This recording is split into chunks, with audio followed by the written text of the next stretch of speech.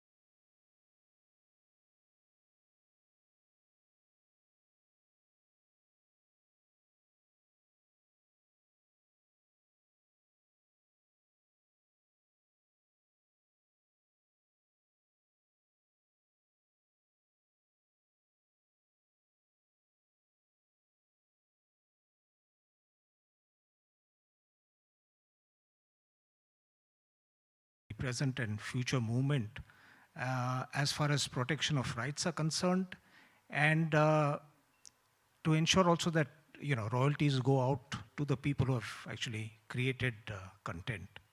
So it's going to be a challenge, but I think we have I have a lot of respect for IPRS, and Rumpa would be the right person to share with us a lot of thoughts.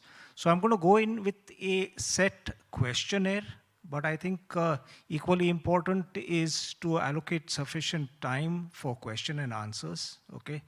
Because there are a lot of things that IPRS has been doing, is being doing, but it's not really, people are not aware of it, okay? So let me just start off, Rumpa. It's a pleasure being with you. I'd like you to just make a brief background or history as far as IPRS is concerned. What does it stand for and what does it do? Thank you, Paragji. And thank you, Nürnberg Messi, for this excellent opportunity. And today we are at Context 2023. Why this panel or this discussion is so significant? We have multiple forums, panels, discussions around content, how to make content, what is the future of content. But very rarely we speak about how to protect the content, and as creators, how to make most from the content that you are making, how to protect it and safeguard your rights. So glad to be on this stage, and I'm really humbled to share the stage with Paragji, who is himself a stalwart in the industry, and he can guide all of you around the copyright and all. So coming back to IPRS, the Indian Performing Rights Society Limited, like better known as IPRS, is a music copyright society. So actually, IPRS was founded in 1969. So today we are in the 54th year of the society, but as Paragji rightly mentioned, there is very lack of awareness about what IPRS is or what a music copyright society stands for. And we are extensively working towards that. In 1969, a handful of creators, they realized the importance of protecting the rights of the creators, because back then the music industry was dominated by the film industry. Music or songs were primarily made for the films. So no one ever thought of that beyond the films. If the music is used, how will the creator be paid? Will it be one-time payment, hire and pay? And after the movie is released, the entire thing will be managed by the music labels or the producers. Nobody thought about those during that time, because the need was not there. But 1990 onwards, when other platforms came into being, you had the private television channels, the private FM channels, then digital boom started happening post-2000. Then when creators really understood the importance of copyright, the importance and significance of a body like IPRS, and under the kind of leadership and like all the initiatives taken by Javed Akhtar Sahab and his fellow creators, they reached out to the government of India. And in 2012, the landmark amendment in the Copyright Act happened, which changed the entire landscape of music copyright and the benefits that a creator holds in his creation. So today, IPRS, or since 1969, IPRS has been a representative body of author, composers, and publishers.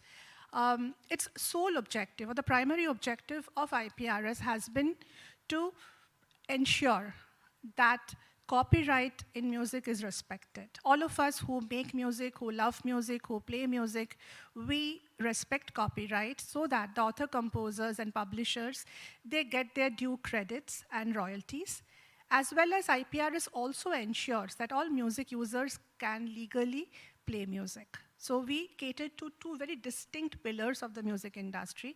On one end is the creators whose rights, credits we safeguard. On the other end, we are also there to help all music users to legally play music. We are not saying that nobody wants to pay for license, but who shows the way to them, helping them to legally play music. So IPRS is a body who is there to do it for them.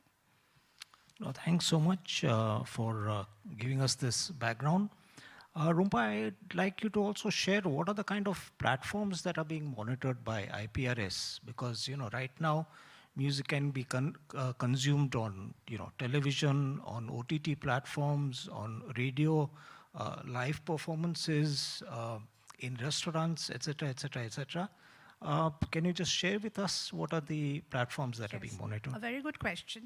So actually, IPRS is managing the publishing rights of a song.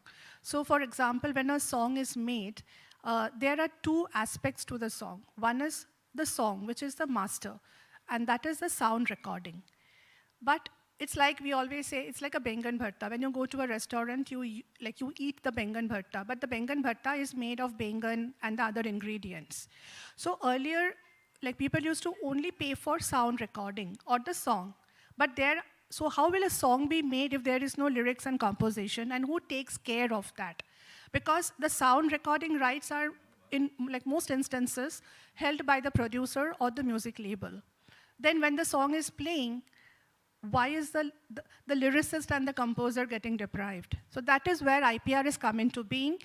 When you play music, you need to pay for the sound recording rights. So you take a license for sound recording. You also need to take a license for the underlying works, which we say the underlying works, and that is the publishing side of the music business. So IPRS is a representative body which is protecting the rights of creators for the underlying works, that is the lyrics and the composition. And wherever music is playing, anyone playing music commercially in any platform should take a music license. So starting from your mass media platforms like television, radio, or live events. In India, there are so many live events, pubs, spa, everywhere. Wherever there is a music playing, a person who is playing music needs to take a license from IPRS. Now there has been a big shift towards the digital platforms. And they have now become one of the primary revenue sources for societies like IPRS. Last year, when we ended the year, 60% or 65% of our revenue came from the digital streaming platforms. The remaining were from the other sources of revenue. So wherever music is playing, suppose you are playing music, say, on this mobile phone where the caller tune is playing, even the telecom operators, they need to take a license for playing that music.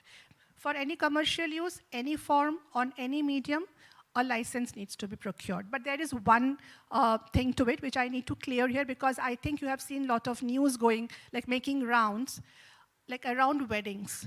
Wedding is a live event or a function. But the copyright law has exempted weddings from music licenses. And from this stage, I would like to make it very clear, because there has been a lot of confusion around this. People don't know, and they have blamed IPRS for taking license in wedding functions. We don't do that. Wedding and other functions related to wedding, IPRS, you don't need to take an IPRS license. Anyone coming to you asking for a license or charging you for a license, you should deny and say no, and reach out to IPRS directly. Rest all places, please take a license. Okay, that's wonderful, providing clarity as far as weddings are concerned. It's some part and parcel of our lives. And as you correctly said, that if you aren't aware of the law, then people tend to take advantage in terms of billing you for that. Now, when you spoke about royalties, can you give us a brief indication? Because like you said, you represent lyricists, you represent composers and publishers. If there is, let's say, 100 rupees that is payable by IPRS, how would it get divided between these three parties, three bodies? Very interesting question. So our law believes in equal share, fair share of royalties. So whenever money is collected, suppose as Paragji said, if 100 rupees has been collected, so 50% or 50 rupees will go to the publisher. So publisher is a person who, so in India, like many music labels, they are the publisher who are managing the rights of the content. They're helping to promote the content, release the content, distribute the content, or make more, creating more opportunities for the creator, from the lyrics and the composition. So 50 rupees goes to the publisher. 25 will go to the lyricist or the author who has written the lyrics, and 25 will go to the composer. So 50, 25, 25, that is the regular split of royalties. Now, for example, if there is a duo, then what happens? Like a lot of composers, like Kalyanji Anandji, Lakshmikant Pyarelal. So in that situation, that 25 which was going to the composer will be equally split between the two composers, 12.5, 12.5. If there is a trio, like Shankar Ehsaan Loy, again, that 25 will get equally split. Nowadays, you have multiple creators. You have a rapper, you have a lyricist, you have some person writing a portion of the song. So as many parties are there to the song, you can have the split equally done, or when you are submitting the metadata, that's a very crucial part of your music in today's digital world. So today, we don't have a physical form of music. Everything is on the cloud, on digital platforms. So anyone creating music, from the creator to the publisher or the label, they need to ensure that the metadata is perfect. So when you are, so the metadata comprises of all the details pertaining to the song. So when you are submitting the metadata to your distributor or to your streaming platforms or to IPRS, as a group of creators, you can specify the split also. If you want one composer to get a kind of a bigger share of the royalty, you can mention that. If not mentioned, then then the split is equal. Okay, that's nice. And Rupa, I also wanted to ask you, you correctly said that because of everything going digital, there are no borders right now. So how does IPRS monitor? Does it monitor only the revenues that are generated in India? Does it monitor revenues that are generated outside the country? How does it work? Yeah. So like with digital proliferation, so what has happened is that your music is now across the globe. We have you will have your fan base in different foreign nationals, foreign countries also. Then how does one monitor that if your music is playing, say, in US or in UK or in Australia or any other country? So the best part of a copyright society is like IPRS is that IPRS is also part of CISAC. So CISAC is an international governing body of music copyright societies. So there are 228 copyright societies from 119 countries, which is governed by CISAC, and IPRS is also a member of CISAC. So what happens when you become a member of CISAC, you have reciprocal arrangements with all these 228 sister societies across the globe. Now, so for example, you have, say, BMI in US, or you have ASCAP in US, you have SOCAN in Canada, you have PRS in UK, you have APRA MCOS in Australia, New Zealand, you have SACEM in France. So suppose if your music is playing, say, in UK, then what happens? PRS is monitoring that play of your music in that territory. They will collect the royalty from that territory, and they will pay to IPRS to pay back to its members. Similarly, if a person is a member of SOCAN, then IPRS will kind of monitor and collect the royalties for that artist in Indian territory, pay to SOCAN to pay back to the member of SOCAN. So that we can efficiently monitor and collect the royalties of all creators across the globe, CISAC and the affiliate societies, this has formed a very strong chain of copyright management organization, which is not only restricted to a country, but it's globally.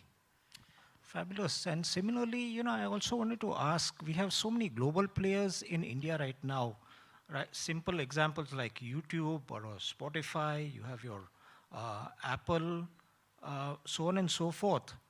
Now, each of these bodies are global bodies. So they have their Indian offices, and obviously they have offices in several other countries around the world. So what kind of relationship or association or arrangement do you have with these global players to ensure that there is a long-term fair share agreement for whatever is being deployed on their platforms for composers, lyricists, and publishers, both in India and globally? So the best part of the foreign body, like the foreign entities who are operational in India, say an YouTube or the Meta platforms, Spotify, like majority of them are very compliant. So the digital boom or the boom in the revenue that we have seen in IPRS, a major chunk of our revenue comes from YouTube. So we have been able to kind of come into great, all these licensing deals with all these foreign entities so that all the music that is playing on their platform is correctly monetized, and that money is paid back to our members. So the main thing, so the starting point is having a very effective licensing deal. So there is no flat rate that if YouTube is in India, this is the rate, this is everybody knows. It's not like that. It all depends on how the society has been able to crack the deal with that platform. And it kind of happens across the country and in different countries. So in India, our licensing team, they have been able to crack these deals which will benefit the Indian creators. So now YouTube, Meta, Spotify, all these foreign players, Apple Music, they are all on IPRS, and they are paying IPRS for the content that is playing on that platform. But for that, what we need to do is that we have to ensure that all our members, they are registering their songs and their metadata properly with IPRS. Today, millions of songs are being uploaded on Spotify, on YouTube, on these platforms. A lot of user-generated content is happening on the social media platforms like Instagram, Facebook, and in the form of Reels. But all this can be mapped, and the money can be paid back to the right holder if the data is correct. So on one end, for example, one end is important when the content creator is uploading the content. Suppose today the content creators, they go through different distribution platforms, say Believe, TuneCore, Orchard, CD Baby. So when, as a content right holder, you're submitting the content to your distributor, you have to ensure that the correct metadata is given to the distributor. Now, when the distributor has further shared the content with all the streaming platforms, then the creator has to again go back, or the publisher has to again go back and check whether the credits are properly mentioned on the platforms or not. So now we know that the data and the song is available on these platforms.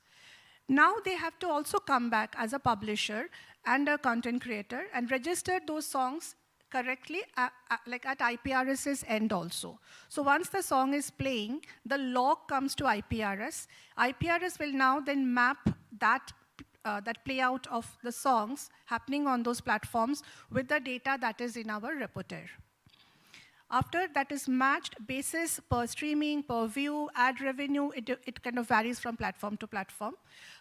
Then that money is then, there is a kind of lot of billions, so like we say billion lines of data are mapped, so like trillion lines of data are mapped to generate millions of revenues. So those things are happening at the back end, like obviously backed by technology, and then the money flows back to the person who has made the song. So we need a lot of kind of partnership, collaboration, and like a similar mindset that we all want to have a fair share of revenues, fair play of music, and at the most, and it's most important that the data is correct, the metadata is correct across platforms.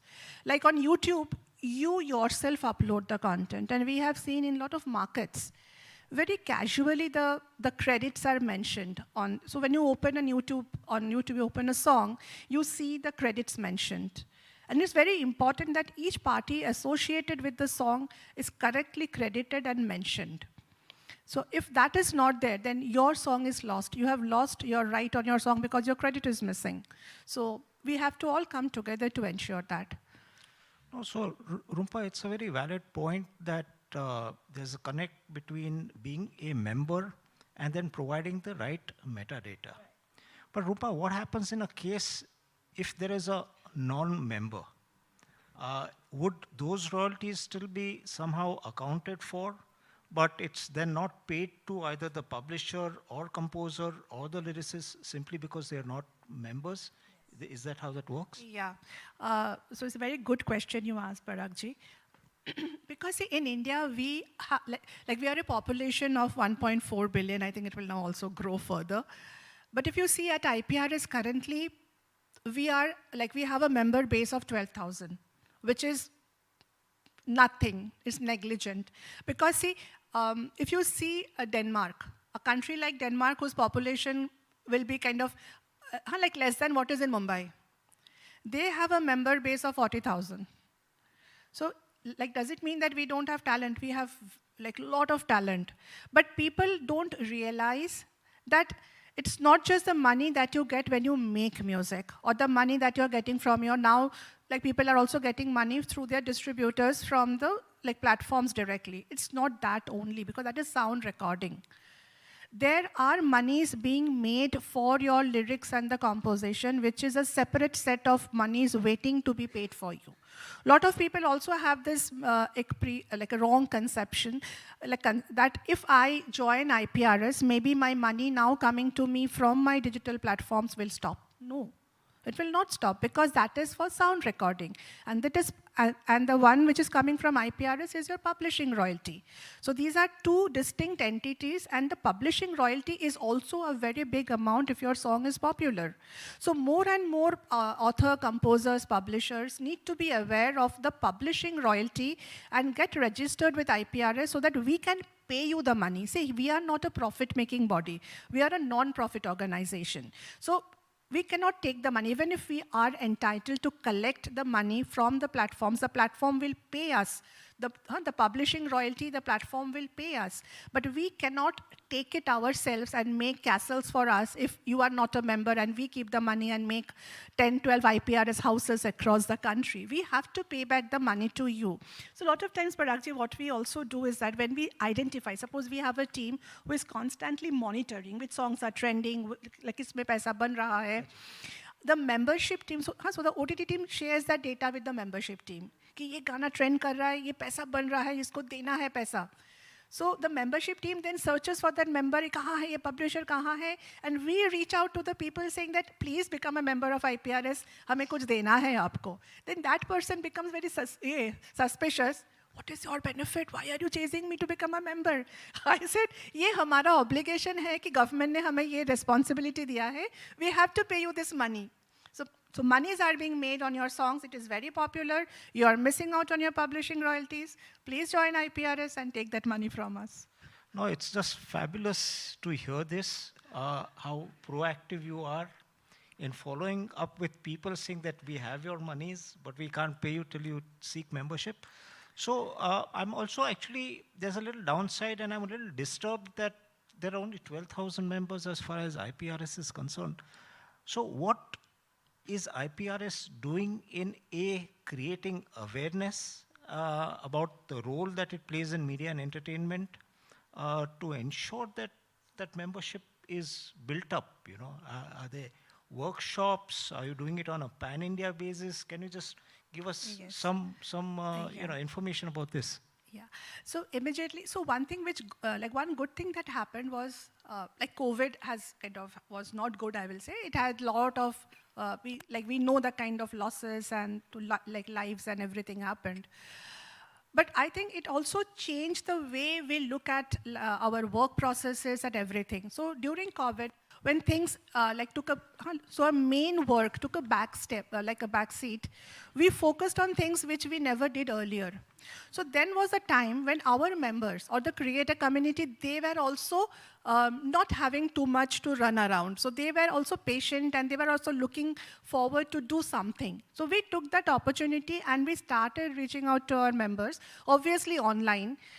And we had almost 2 years which we could focus on reaching out, talking to our members, connecting with them online. And then we realized that there's a lot of need gap because members, they are just busy creating music because unfortunately in a country like India, there is no social security for music creators and artists and anyone. So they have to kind of arrange for the money when they are at their peak. So they are running around कि कैसे पैसा बनाना है. So they don't have time to understand all these legalities and the other aspects of the music industry. But during COVID, because they had that time, we started reaching out to them online and we started speaking to them. And we then saw that once they started hearing all of those, they also took keen interest in kind of like rectifying the things which were not right in terms of their data, all the information, understanding the copyright laws. So once the COVID was over, so we said, no, let's not restrict to our members only. Last year onwards, we started reaching out to creators pan-India. So wherever there is music happening, even we reached out to the folk artists of Rajasthan. Like a couple of months back, I had traveled to the Northeast. I went to Dimapur and Kohima because there is a lot of music that is being made in those extreme parts of the country and there is such good talent. But they are absolutely clueless about what is music copyright, how a copyright society can get them the money because they are all busy doing like live events, concerts and all. Like last year, like we had also gone to the Zero Festival. If you have not been to Zero Festival, it's a lifetime experience. Everyone should once visit that. It's wonderful. But the kind of music that is being made from every corner. So since then, we have been conducting regular workshops. We are also doing tie-ups and collaborations with music schools. Because it's better that you learn and then start your career. Because once you are in the market, you're making your music, learning in a kind of a bad, with a bad experience will not help you. So we are also now collaborating extensively with music schools. Like today I am here, Paragji is also one of that reason that wherever possible, I say even there are 10 people in the room, I don't mind. I will travel 2 hours, 3 hours, 10 hours to talk to them because that 10 people will spread the word to 100 people, then 100 se 1,000 hoga, and the nation will be aware. The biggest ask today is everyone needs to know about copyright, need to know that there are rights. The copyright law has been amended in their favor. Our country has one of the strongest and the most effective copyright law to protect the creators. In foreign societies or in foreign lands, artists are now fighting against buyouts.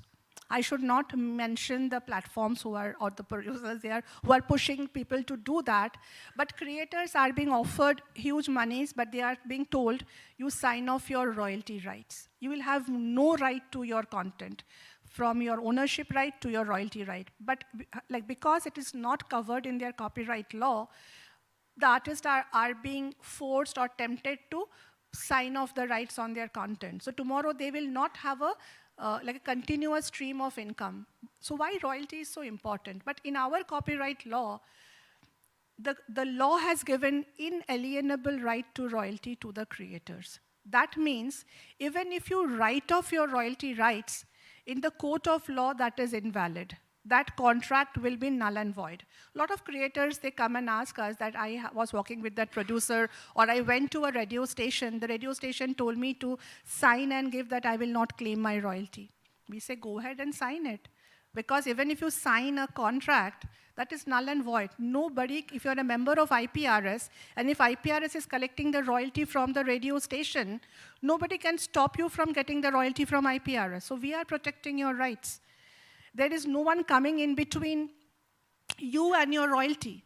Because if you have even signed a contract with, say, a radio station or any producer or anyone, if IPRS is going and collecting royalty for that content or for that music, the royalty will automatically flow back to you. That is the power that our copyright law has given to the creators.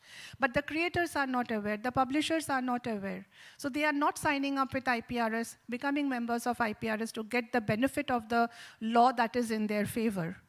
So hence, our focus is to build as much awareness, both for the creators and the consumers.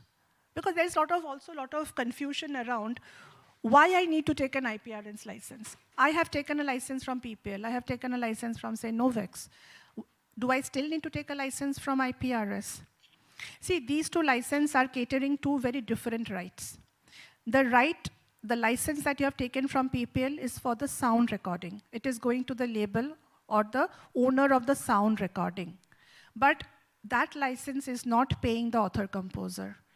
So IPRS license is primarily for the publishing royalty, which is going to the author-composer. So a PPL license or a Novex license or an RMPL license is not a substitute for IPRS license. So these kind of awareness, we are like reaching out to music users, event managers, agencies who are conducting concerts, events, and trying to explain them. And one more important thing is that, see, we cannot have a life without music. No industry, M&A, like the media entertainment industry, we cannot think of an industry without music. One thing I was noticing recently is that in between there was a time when OTT series, there were hardly any music or song in the OTT content or the movies on OTT.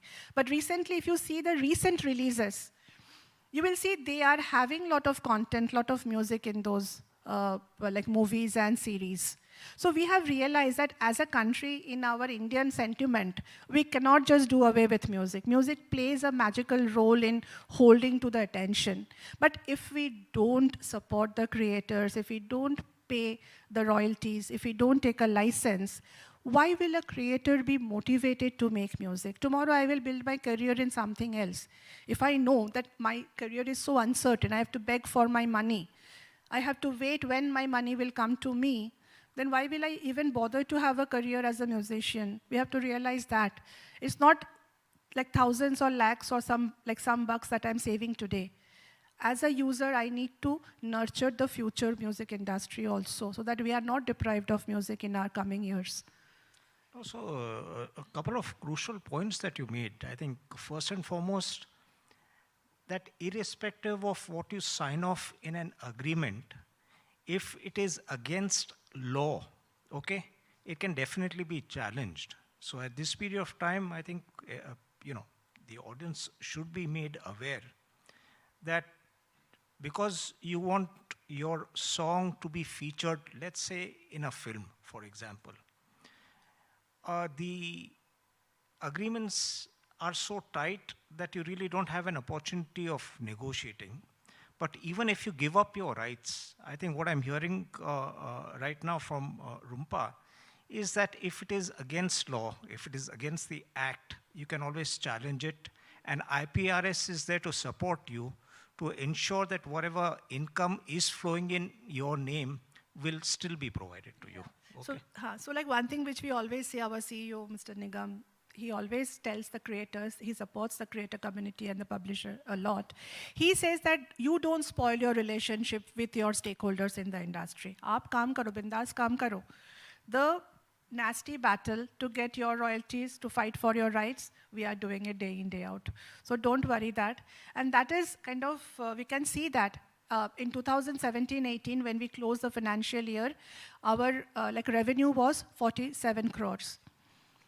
This March 2023, this financial year March when we closed at a revenue of 564 crores. So IPRS has been designated as one of the fastest growing copyright societies across the in the world. And there is a kind of a global revenue report that CISAC publishes, and IPRS now stands 4th in the South Asia Pacific countries. Hopefully this year we will be scaling up and becoming 3rd. So though now still a lot of broadcasters are not paying us, the radio stations are not paying us, public performance, only 5% of the public performance is registered. Out of that, 3% they pay and take a license.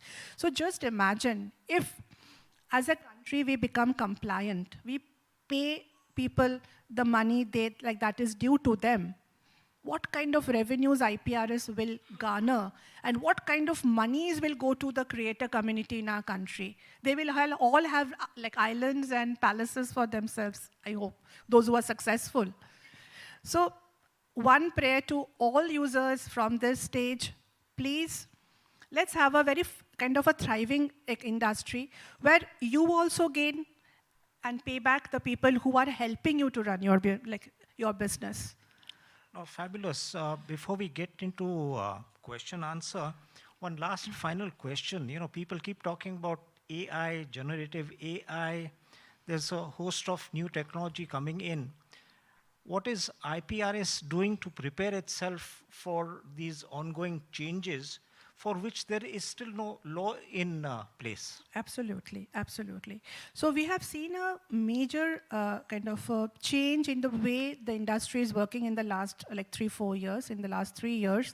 And IPRS has also rapidly advanced its back-end technology processes. So one very nice thing I want to share, and that gives me a lot of pleasure and happiness, because see, there was a time when our members used to come with bunch of forms and data that these are my 500 songs. Lijiye, isko aap register kijiye. So that they used to just dump, and then one person used to sit and again manually type and feed all those data into our system. So 2020-21 onwards, we started registering all songs online. There is an online format. You go and submit the song online because that is easy for you, because there will be no kind of manual errors or entries. It will save time. It will be more much efficient. But we know as a country, everyone is not tech savvy.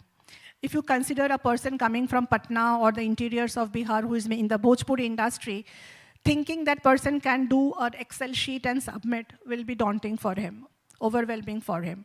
So we conducted extensive workshops, training programs. In office also we have help desk. Karte, they were saying, no, ye humse nahi ho payega. And we used to tell him, sir, now you are buying food on Swiggy and Zomato. Aap to kabhi nahi karte the na, abhi to karte ho. Haan, karte hai. So I said, if you could learn that, thoda patience rakhiye, aap ye seekh lijiye. They started, lot of ye karte. Last year, we saw a huge jump in people, our members submitting works online. And that gives us enough happiness because, see, it doesn't matter if we are advancing technologically. If we cannot also have our members join that digital transformation, everything we'll do will have no result because they also have to adapt to the new changes.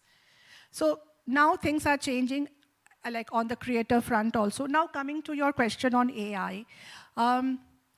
See, AI is something which can have benefits, but there are a lot of lobbies, discussions happening at a global stage also.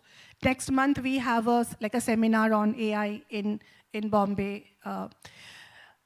what is happening is that, see, when a content or a generative AI is working, what they are doing is that they are feeding the machine with the works which were already done.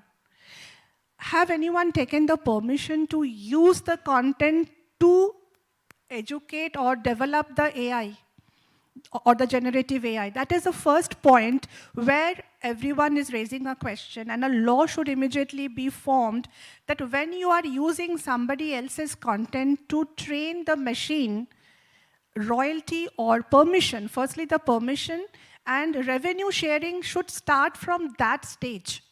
So immediately what we need is that we need regulatory bodies to come into play, regulations to be very stringent around how the generative AI is being trained and developed to work in the creative industry. Because once it has happened, then it will be far cry, because then already the machine has got a lot of data. Already that has happened, I think. And we are also telling all creators to stand up and fight for their rights around the generative AI and the AI technology that is working. Because if you don't protect your rights now, future will be very challenging and competitive for you. So our focus should now be to have a proper law in place. All societies across the globe, all creator communities across the globe are strongly lobbying on this. We immediately need a regulation and a law coming in place, because see, copyright is for human creation. Nowhere in copyright it has been mentioned about a content or anything being created through machines. Like Paragji, I think you will be able to throw more light on this. Yes. So we need to question that how can a song which is made by a machine be copyrighted, and if it is not copyrighted, then rampant use hoga. Rampant use hoga, then the existence of our creators will be at stake. So now all of us who are in a a state or in a position to challenge, contest, or have a voice in the industry on this should be super active to get it in place immediately. Okay. Do we have any time for question answers? Okay. Please go ahead.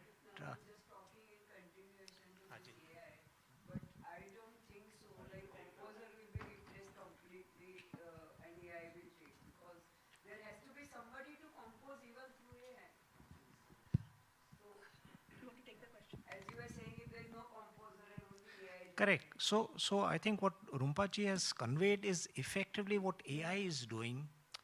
It is borrowing. And unfortunately, it is borrowing without taking rights. Okay? So what Rumpaji and you can come into this conversation is effectively we need laws to be aware that before AI reaches a situation like when internet was first introduced, when people, because there were no laws to control the internet, you could just download content for free. Okay? The time is right now to learn from the past and have the governments and the lawmakers create a law that today, before artificial intelligence ensures that people who have actually rightfully composed or written lyrics are paid for it, okay? Because if there is no law, it's just going to be beyond any kind of control, where people are going to be creating songs with content which has been created by somebody else. And unfortunately, the original composers and lyricists will then not make money out of it. So the law is required, and it's required immediately. It's required, and absolutely. So I represent like Saya Studio, so I don't think I want a song only from AI. I still want a composer and lyricist who will though feed AI and get his best lyrics out or best composition. No, but I would not want to replace my composers and lyricists for sure. So they carry a lot of value, because what is to be composed is the human mind, not only AI working on it. We are completely in agreement, and trust us, both IPRS and on part of being a lawyer, we are lobbying the government to ensure that before it's too late, act right now and make the appropriate law or an amendment in law to see that the composers, lyricists, and of course, yeah, they all are protected. Okay, I have one more question whenever you allow. Anybody else? Yeah. Hello, ma'am. So first of all, thank you so much for talking about IPRS. For us, it was just about some event guy just asking us for license and asking us if you're registered. We didn't know. So I come from an independent music background. Being 8 years into it, it's not only about tier 2 and tier 3, but tier 1 people also they don't know about it. So I've released about 30 plus songs already. I don't know, of course, we have a distributor. Through them we had released it. How can I go and check if they have registered us under IPRS and is there a way to check that out? And because after this amazing session, I would want to do this. And we've been mentoring a lot of artists. So I'm back from Pune. We mentor a lot of young artists out there. Like I've helped about at least 15 artists to release their stuff, and we've mentored them to record and release and do everything possible. So I would want to do this a small session once I go back to my town. But yeah, that's wonderful, and thank you for your interest in like spreading awareness about IPRS. Yeah, let me clear your doubt. Is that, see, your distributor will not register your songs with IPRS. IPRS, only a member of IPRS can register the songs with IPRS. So it can be either the publisher who is owning the rights of the song, or the author-composer who can own the right of the song and is also the creator of the song. So the distributor's job is only to distribute your music to all available avenues, platforms, and mediums. You have to join IPRS and get your songs registered. In case you are working with a label or a publisher who is already a member of IPRS, they would have registered your songs with IPRS. And now you need to join IPRS and just confirm, yes, these are my songs and these belong to me. So immediately those songs will be linked to you also, and you will start getting royalties. So as I had said like prior in my session, that if you are not a member of IPRS, we will not be able to pay the royalties to you. Even if the monies are being made, they will be either used for some kind of benevolent fund or something, or it will be paid back to the existing members. Because as a society, we cannot hold back to the money post 3 years. So it's, if you are thinking that, yes, you are, and you're seeing that your song is popular, don't waste any further time and join IPRS to get those monies. If we have collected. See, if we have collected, we have to check and we have to pay, because see, if your publisher is not a member, we will not go and collect. Sorry, we've run out of time. We'll take your question offline if that's okay. Sir, it was in continuation with what you said. Just a short question, please. Sure. Okay. How is a human creator different from a generative AI, be it audio, text, or video, where the human creator is getting inspired from past content, he's getting inspired from the content that is being produced using the techniques of the other content creators. The large language models or diffusion models are designed in the way humans think and humans create. So human is also taking content from other people and creating something of his own, or his or her own. So how can you stop AI from doing that? You take this question. Okay. Relevant question. And in fact, this is one of the things that needs to be addressed, because at the end of the day, there are two aspects to your composition. Yes, there's a human, which is what IPRS is representing. But at the same time, you are sitting, let's say, in front of your laptop, and you are composing content on your own, or as the case is, you are utilizing content which is already available somewhere in the cyberspace. Who then becomes the owner? Okay, because you are still providing your own inputs. It could be in terms of a beat, it could be in terms of an instrumentation, whatever it is. So this is definitely a gray area, and we are looking forward to the government and the lawmakers to provide some light that how do we protect both sides, both parties. So with you all the way. Okay. Thanks, Rumpa. Thanks, Parag. I'd like to call on stage Satyendra Mehra. He's a group director for Nuremberg Messe to hand over mementos.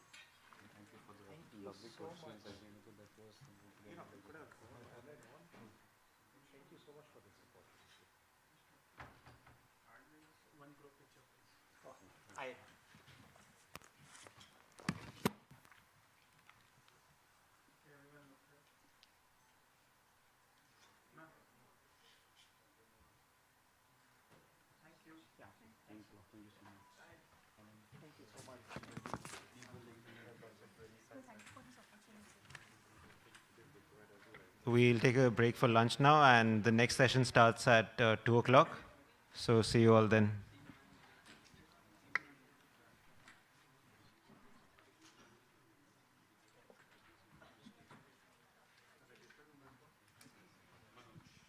Them the artistic lenses. We'll show you the trailer now, and that will make you understand that how content is totally transforming when it comes to redefinition. Have a look to the trailer now. I'll just switch out from the presentation, and I will go back to my playback folder.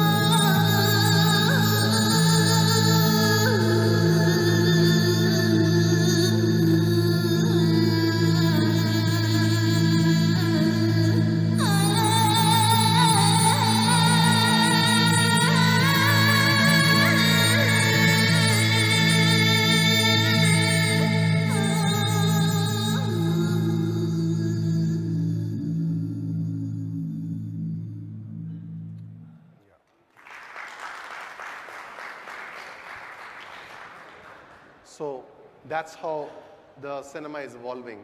You see the treatment, you see the glasses. This is Sumere lenses, which is, they're not typical PL lenses. They are called the artistic piece. It's got natural 3D volumetric, in the lens design itself. And that's how we are now totally changing the content piece, absolutely. So this is still under production. So this was a first trailer which we have got special permission to showcase only for the show. Okay, so this, it's when it comes to the mainstream cinema or very much relatable to OTT. Also, when it comes to, because a lot of people, the young filmmakers always look forward, what should I start when it comes to a film that can hit the festivals, I can send it as my first breakthrough, okay, and to create some real masterpieces, okay. So when I mentioned that from documentaries to mainstream, There's a lot of stuff happening on these gears. So I'll show you a quick promo, which is a capsule of variety of content that is shot on the Cinema A.B.I.S series, okay, with the cinema's lenses and the mix of RF lenses, and then you will get a flair that what kind of content pieces are happening diversified across fields. So have a look before I switch to other contents.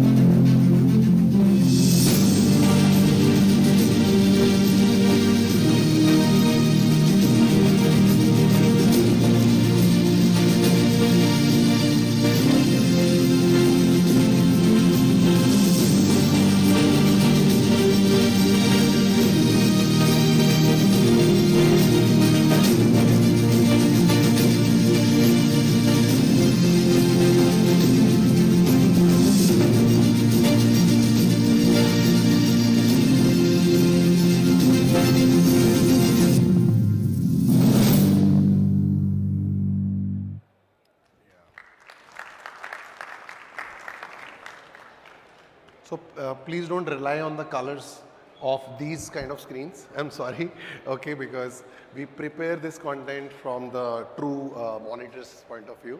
So you will find them a little saturated. So please be mentally prepared when you see the content. But anyways, this was a little diversification. I'll show you the final two examples.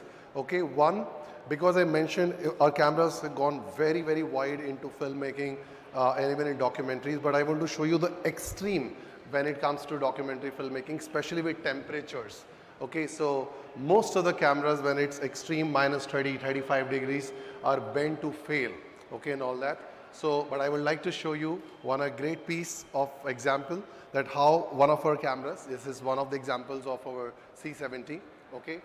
With the video itself, it is very self-explanatory to see how we are doing in documentary. And in the last, I'll show you a very different piece, absolutely altogether fresh when it comes to from in filmmaking in a very poetic form. Okay, so please pay attention for the next 10 minutes. So that's how we'll use it.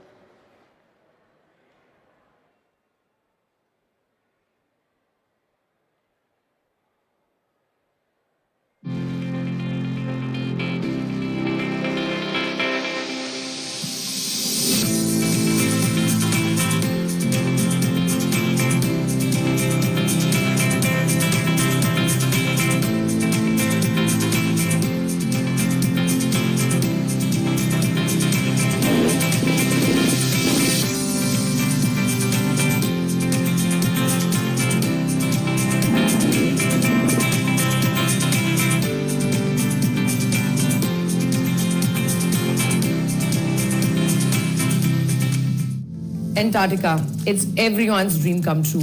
It was in mid-August 2022 when my friends Theo Alofs and Jamie Tarris, two of the best wildlife photographers in the world, reached out to me to travel with them and 50 more wildlife photographers to Antarctica in November.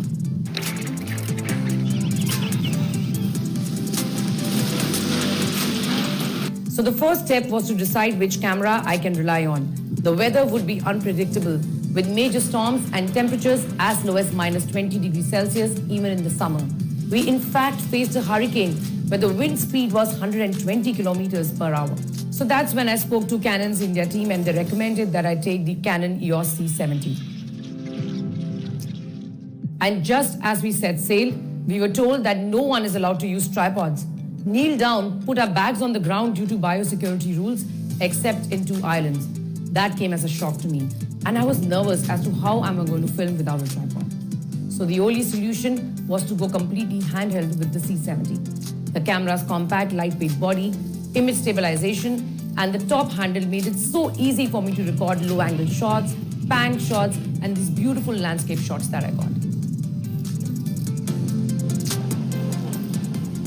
There were so many beautiful moments that I could capture in these islands.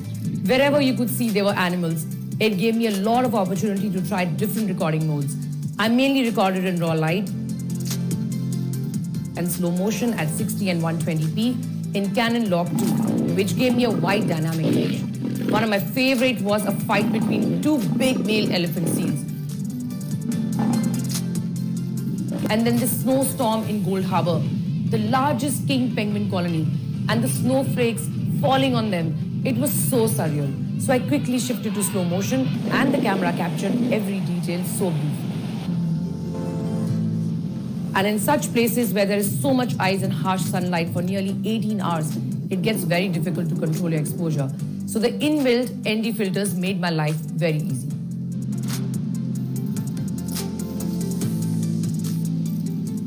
And in wildlife, you can never predict action. The autofocus feature also works really well. For instance, there were hundreds of animals and getting a lot of them in the frame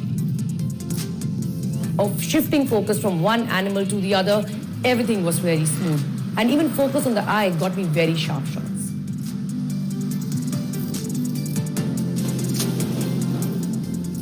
And imagine when you're recording that perfect shot and boom, the camera switches off. But with the C70, that was least of my concern. The camera recorded in 4K without any limitations, and the batteries lasted over 3 hours on an average. And I love the ease of 2 card slots. So overall, I would like to say that this camera is super reliable. I'm very happy with the output. And I feel privileged to be one of the few female filmmakers from India to have shot in this part of the world.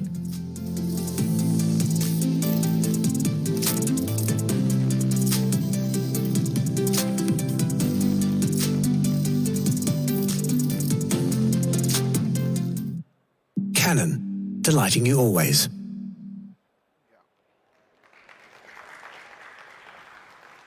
So the final content that I'm going to show you, it's even close to my heart as well, because the way we tell the beautiful stories, and that small piece of R5C, which does brilliant job both in stills and video.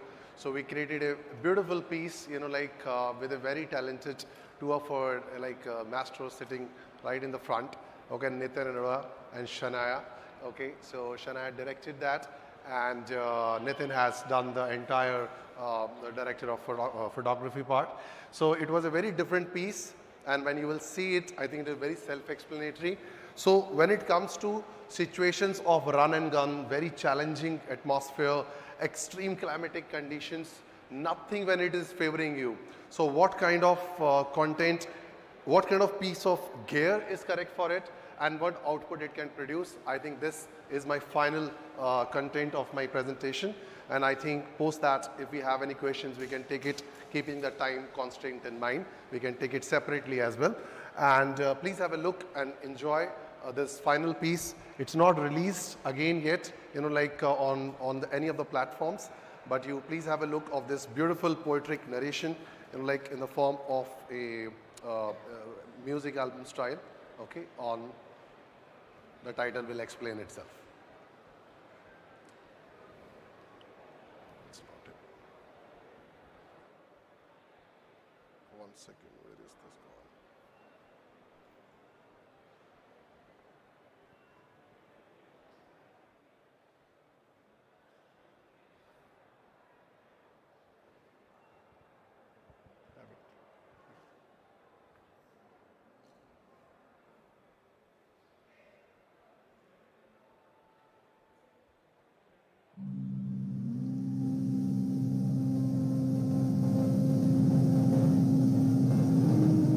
Banaras.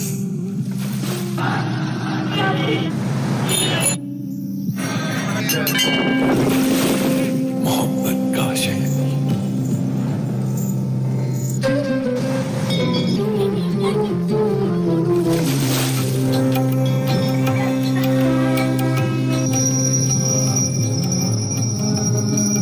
Banaras के शहर में काशी एक अल्हड़ जवान लड़का ख्वाबों से भरा हुआ दुनिया से एक रंज लिए अपने दिल में बैठा।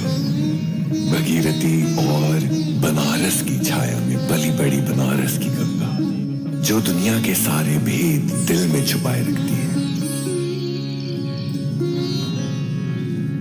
काशी उसको अपने सपनों में पाता था, उसकी राहों में खुद को, उसकी बाहों में खुद को पाता था।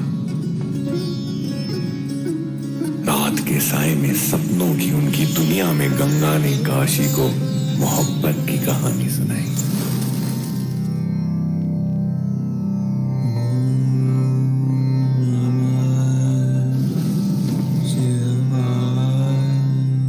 अपनी मोहब्बत में दोनों का ऐसा खो जाना कि दोनों एक हो जाएं।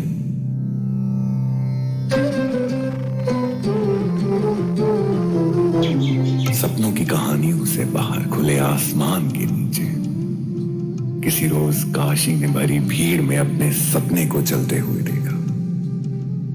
गंगा को उसने देखा, ख्वाबों में बसी उनकी कहानी को असलियत के रख दिए। उसके कदमों से कदम मिलाए उसने उसके हाथों की लकीरों का पीछा किया। बनारस की गलियों में खुद को पाया।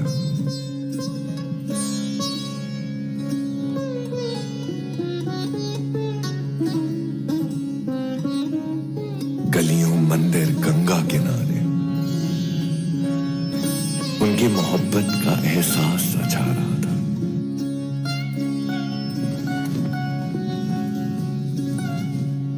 हर गंगे, हर गंगे,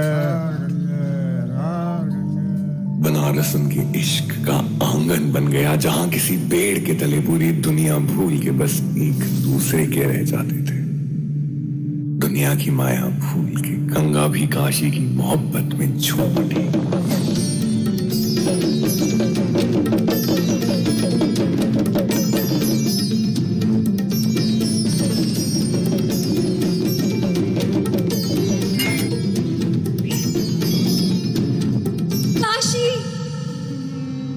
जहां गंगा थी वहीं काशी था।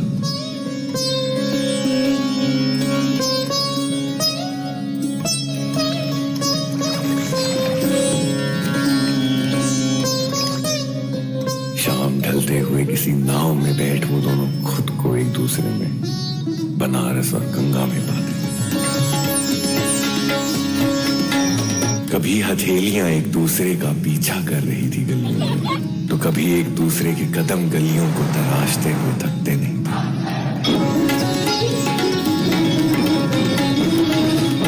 काशी और गंगा जैसे एक यात्रा की शुरुआत पे निकले हों साथ में।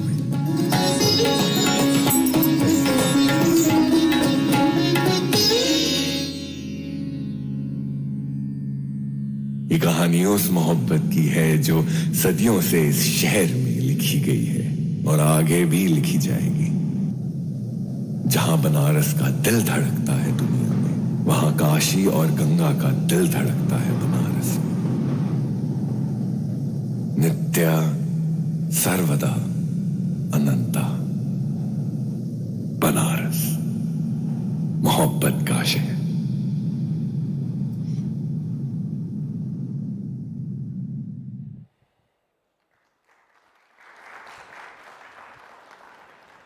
So that was a beautiful story of a spiritual connect which Ganga and Kashi found in Banaras. So it was a very different, very difficult movie to actually to shoot. So in the interest of time, I know my time is up. I'd like to thank you, each one of you. Since we are short of time and we have another session lined up by a very, very talented and a very senior artist, Shivang Mehta, okay, which is at 1:20, if I'm correct, right?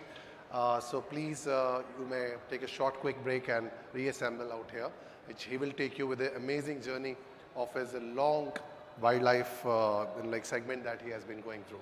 So on that note, if you have any specific questions, you may please connect with us later on. Okay, and thank you so much. Thank you for being very patient audience. Thanks a lot. Okay.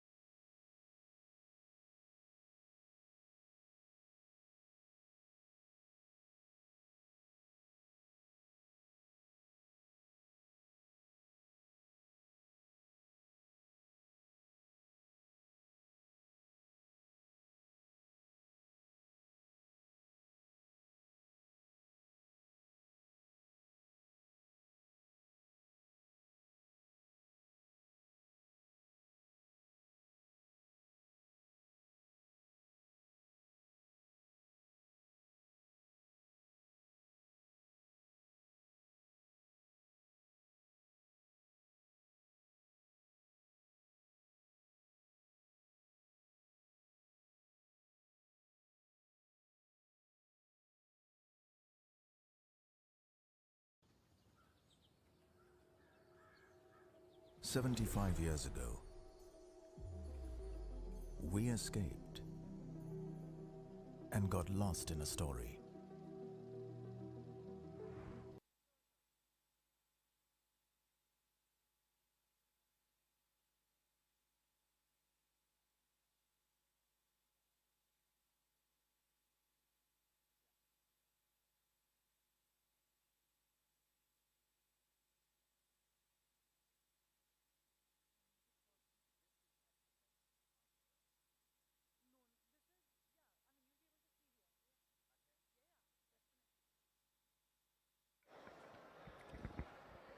Good afternoon, ladies and gentlemen. We are now starting with another technical seminar on the topic Optimizing Profitability, the Data-Driven Media Supply Chain by Mr. Paul Shen, CEO, TVU Networks. Paul Shen is an expert in the digital video area and a successful serial entrepreneur. Paul was the founder and CEO at A.B.I.S Corporation, a leader in digital video communication that was acquired by Tereon in 1999. A.B.I.S Corporation delivered the first statistical multiplexer, Cherry Picker, which played a central role in digital television distribution in cable and satellite TV services.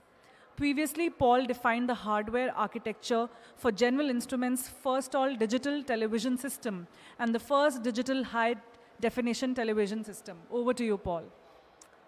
Thank you.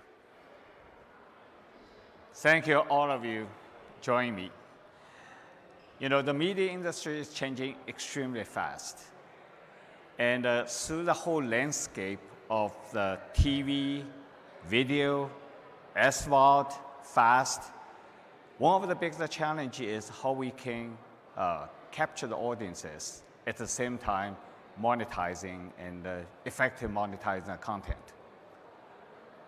If you look at in the last 20 years, let me see if one of the big trend, what we observed, is the viewership dropping. We all know, fewer people watching TV. But on the other hand, the actual consumption of the video has grown significantly. So there's a kind of imbalance between fewer people watching TV, but more content needs to be generated. Clearly, more people watching content, it clearly demonstrates to us there are tremendous opportunities. The question is how we can capture that opportunity. As of today, if the existing media supply chain, human-driven manual process, we don't believe it's no longer adequate for what the new market needs are. That's what we need to change. The solution is, actually it's simple, a data-driven media supply chain. What does that mean is we want to using data to driving lower cost in the production. At the same time, we understand our audiences, we understand the content, and we can create tremendous revenue opportunities. That's what I'm talking about here. So if you look at the entire media supply chain from beginning to the end, there are tremendous metadata are generated. From acquisition, we right away have the information about story, what this story is about. Then goes to the ingesting, we can understand what those contents are, who is there, what they're talking about, where the content is generated. Furthermore, as we go through the production process, we do know what the storyline is about, how it's constructed. And further, with the playout, we know where the advertisings are, how the content is monetized. And so all through the entire life cycle, we create tremendous metadata. But that's not all. With connected TV, we have viewer information in real time. That information really can feedback not only on how the story is created, but also how it's presented to the audiences. That's what we are talking about here. So I'll give you a few examples. One of the examples is how we can use the metadata to saving the cost. One of our customers, CNN, using TV infrastructure, distribute 10 live feed news source to all their affiliates, 1,300 of them. If you look at most of the TV operation as today, every TV station has few ingesting system.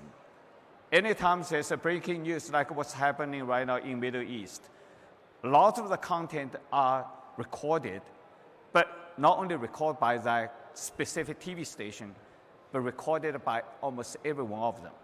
So there are massive duplication of the recording, ingesting.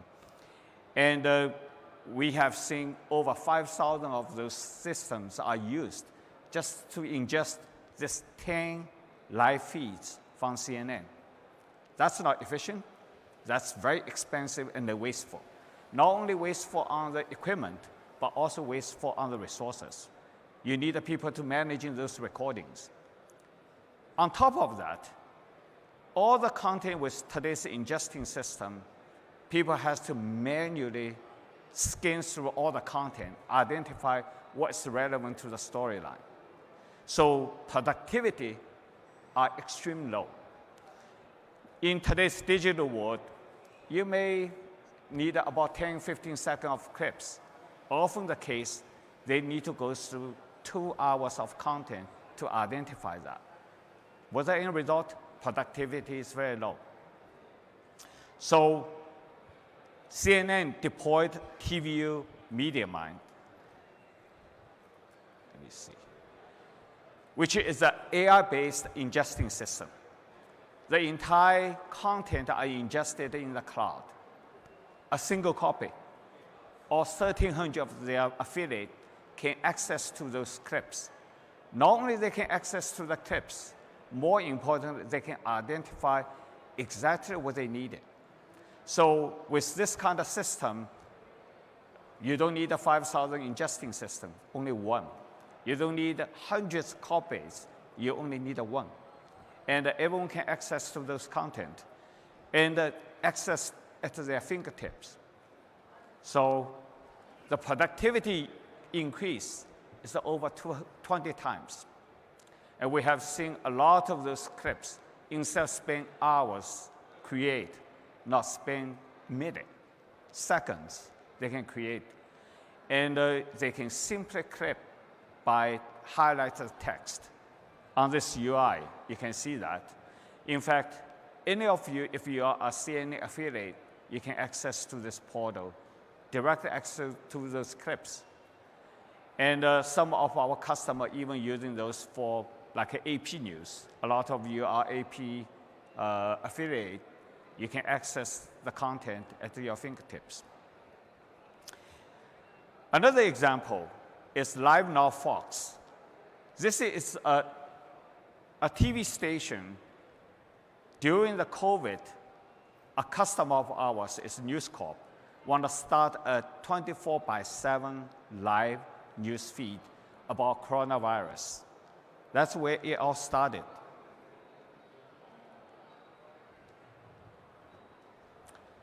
So this website, if you notice on the corner says a live video feed, because they feel during the coronavirus period, they want to make sure bring live news to all their audiences.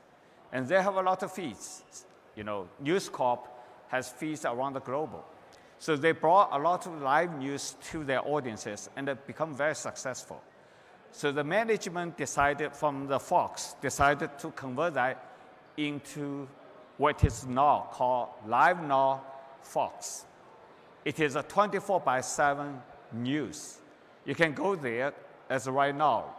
Likely you will find what's a footage direct from Middle East as of right now. But if you notice on the screen, the lady on the left, she is the anchor. And not only she's the anchor, she's also a producer. And she's also the operator. This entire TV station, she's the only one running it. The system combined PCR, MCR. and she just one person operates it. This becomes so successful, then they said, well, we want to monetizing it, so they're adding Scuddy. So with the Scuddy, very targeted advertising, they are able to effectively monetize the content. But furthermore, in US, they said, well, for the people to effectively producing the content, what they try to do is gamify the production process. How? Take a look here. There's 10,000 people watching right now. This is right in front of the producer, right in front of the anchor. She can make a decision. Is this storyline of interest to the audiences? Gamify the entire production process. It's not just about, oh, I'm an anchor. Here's a script. I got to read the script. She has a full freedom to produce the way their audiences want it. This entire gamified process is tremendously interesting. So today, we have seen often the case, they can gather 20, 30, even 50,000 people simultaneously watching. That is tens of millions of dollars revenue. That's how big it is. So for doing that, with a Scuddy, so a lot of people watching, and they want to do furthermore. What they're looking for is, okay, now I have this station, 24/7, we need a closed caption. So what TV has done for them is adding another module, which is the AI recognized speech, which right underneath it. So the entire speech, the closed caption are AI driven. The important part is what our partner, the customer, they did is not on day one say, I need all those features. They do experimentation because that's what the market needs. That's the data telling them, yes, you can do more experiment. You can add in more features. This becomes so successful, guess what they did? They started 17 channels, every local media market. And every TV station right here on the list are run by 4 people. That's 4 shifts. That's all that it is. 24/7, 4 people running it. That's how successful they are. And so if you look at what Fox, what CNN has done, is bringing all those data, AI, and managing the entire process, but deploy, continuously improve, continue adding more function, and continuous growing. That's what today the market really needs. The data guiding them how to move forward. So what TV has done through the process, we adding those capability, features, is like a Lego block. Enable our customer adding features, adding the function, and growing. We're using a term sometimes, we say, we enable people to fly in an airplane while we are building it. Today, that's what market needs are. So that's kind of quick overview of what I want to talk about. Any questions? No questions? Thank you.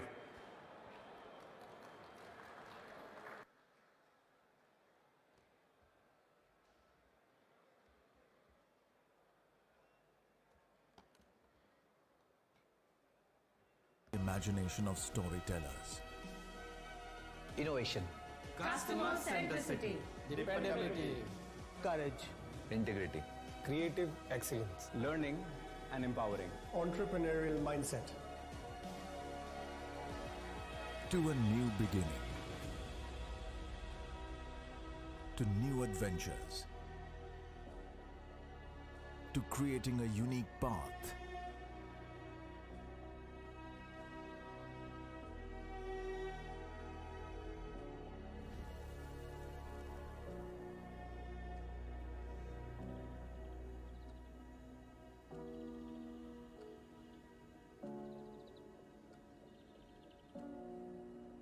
We are just getting started.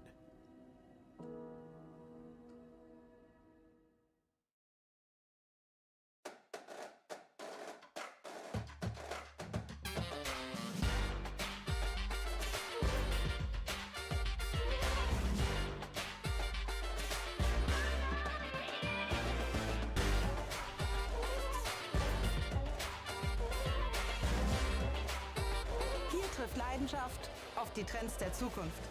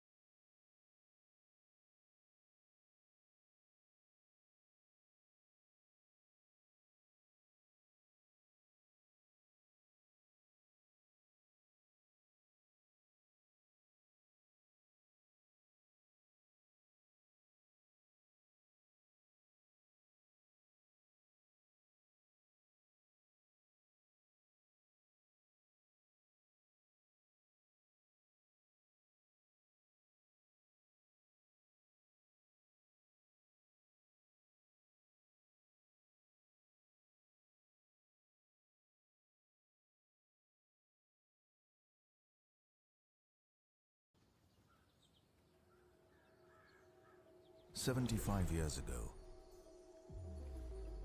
we escaped and got lost in a story.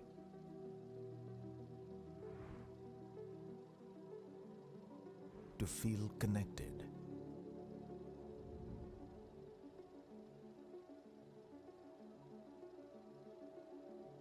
To share moments.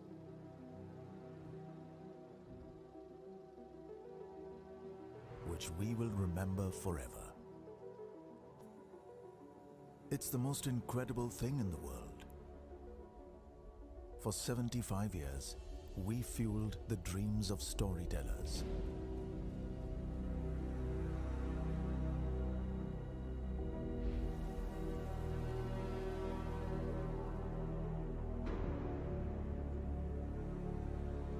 The world might change, but we believe that change is the only constant.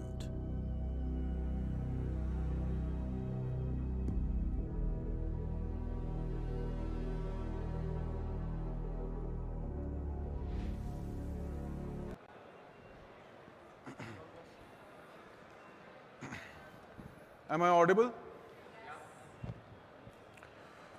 So good afternoon, everyone. My name is Shivang Mehta, and I'm a Canon EOS ambassador.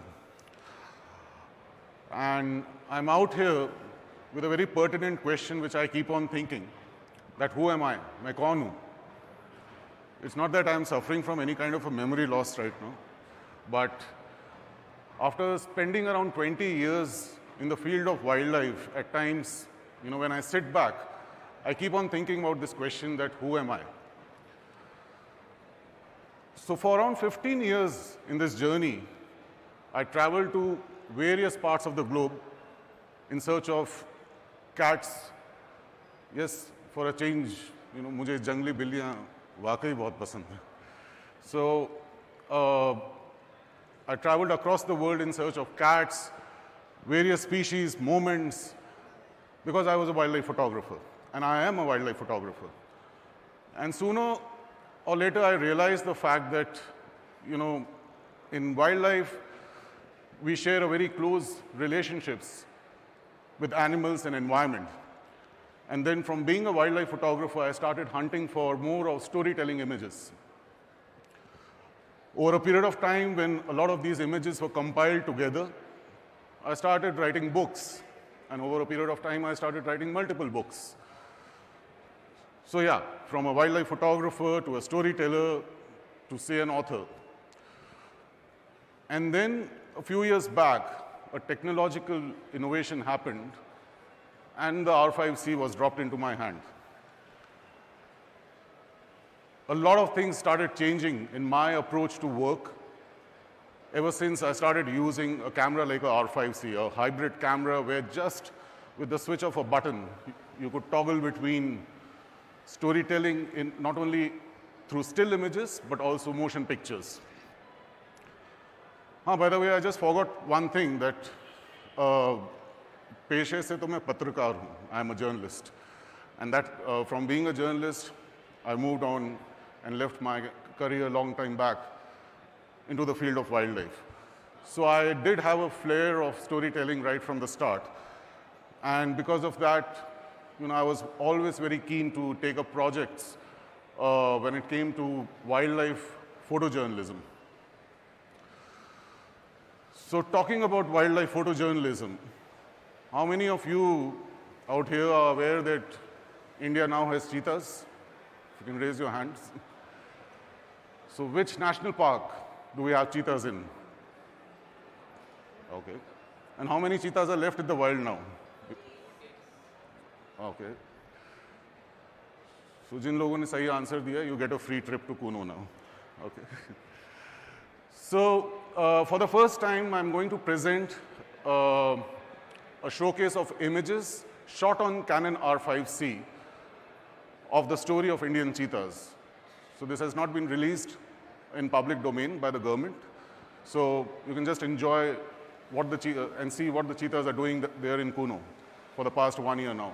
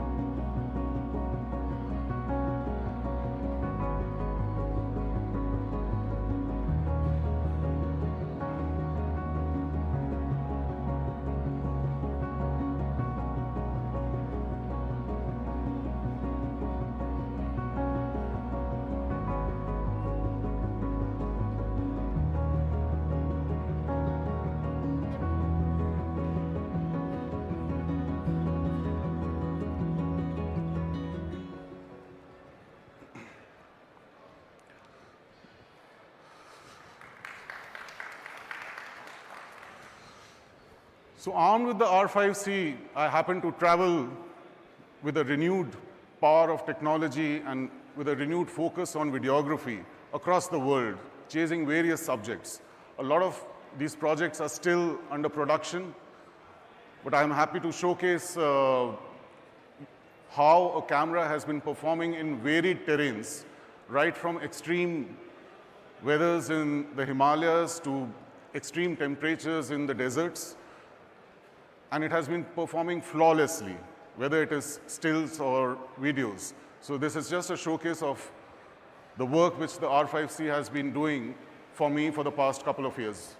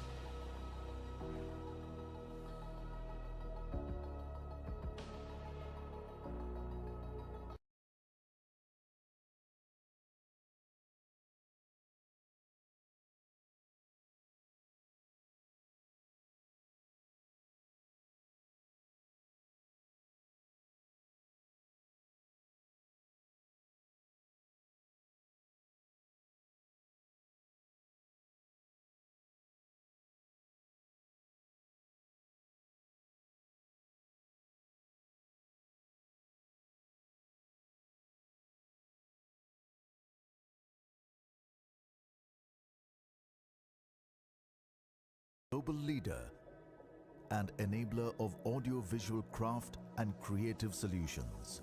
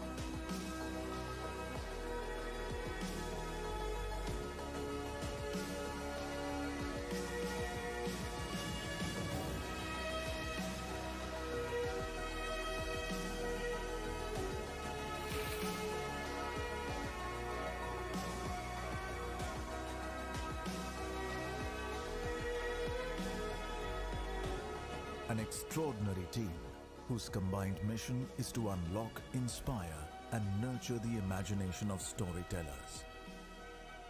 Innovation. Customer centricity. Dependability. Courage. Integrity. Creative excellence. Learning and empowering. Entrepreneurial mindset. To a new beginning. To new adventures. To creating a unique path.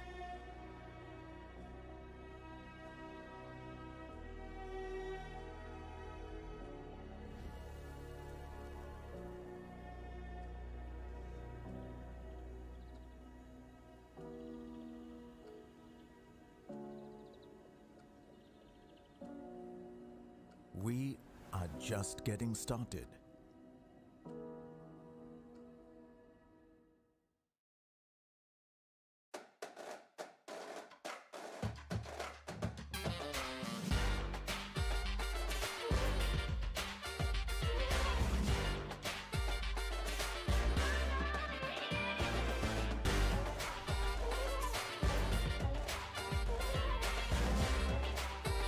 Hier trifft Leidenschaft auf die Trends der Zukunft.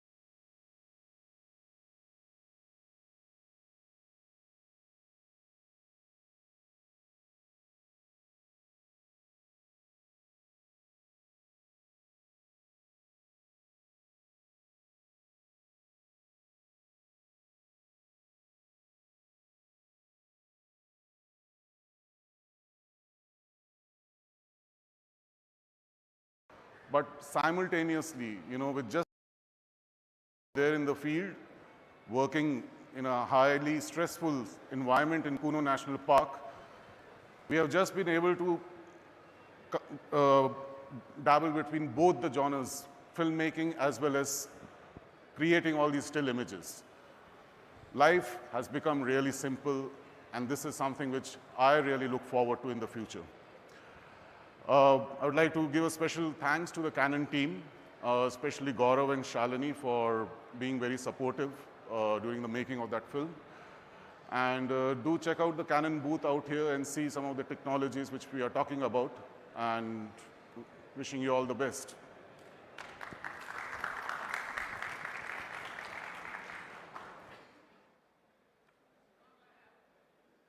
Yeah, of course. Yeah. No, because, what I was trying to say was in that little camera bag I had a 8-15 lens and a 100-300. So there was no middle lens. And there were a couple of RF adapters, RF teleconverters. So from 8 to 600 mm, everything fitted in that small camera bag. So, earlier as wildlife photographers, when we used to go on the field, there was a 400 2.8 or a 600 mm to be managed. Then there was a mid-level lens like a 70-200 or a 100-400 or a 100-500, which is supposed to be managed. Then there was a 24-70. At times I have carried 3 camera bodies and 3 lenses. So in a confined, especially a safari kind of a format where you are traveling alone and you don't have a luxury of an assistant, so it becomes quite difficult to manage all these things. So here, with just 2 camera bodies, with 100-300 and a couple of these teleconverters, you are equipped to have varied compositions you can manage on the field. So that has become very easy. And it's a very lightweight lens. Most of the video footage which we have seen out here, I was not carrying any tripod at all because there was no scope of putting a tripod. So everything has been done handheld. So shooting at a 600 mm kind of a focal range handheld, it talks a lot about the lens. Any other questions? Thank you, guys.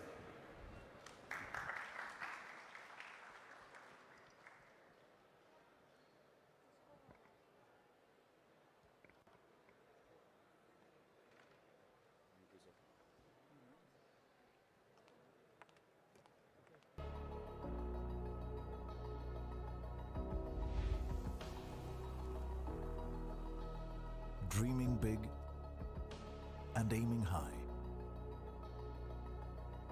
Constantly striving to serve.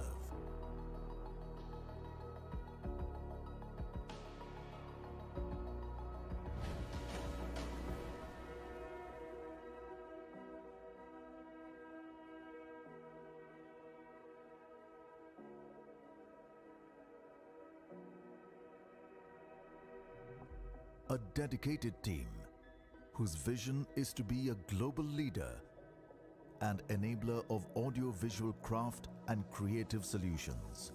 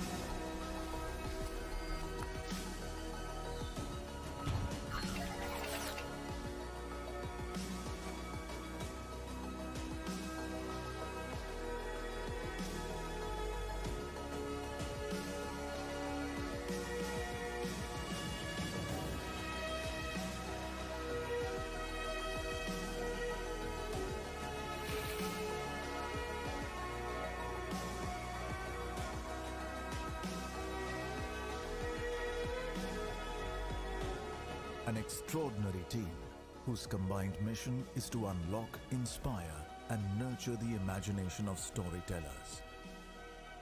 Innovation. Customer centricity. Dependability. Courage. Integrity. Creative excellence. Learning and empowering. Entrepreneurial mindset. To a new beginning.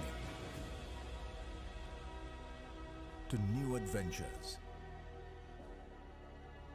To creating a unique path.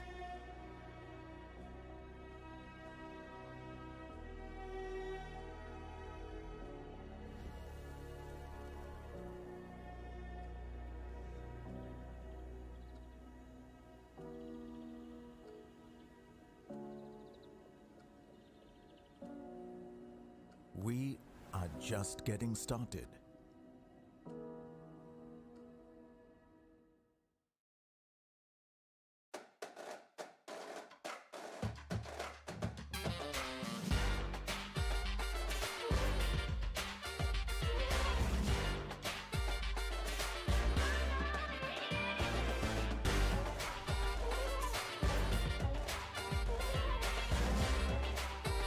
Hier trifft Leidenschaft auf die Trends der Zukunft.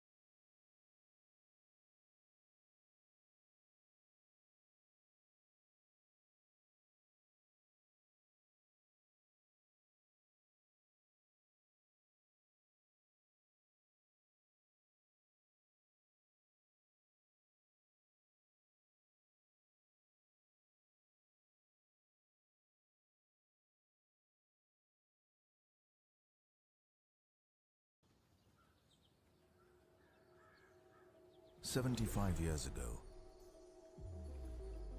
we escaped and got lost in a story.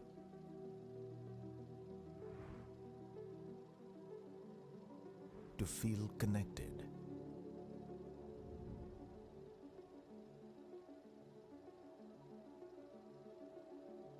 To share moments.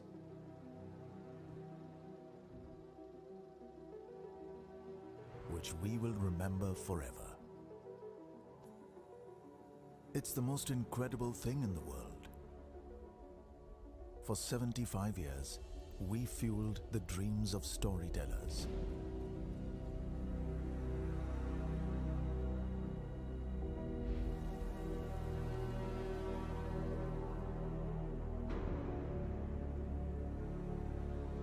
The world might change, but we believe that change is the only constant.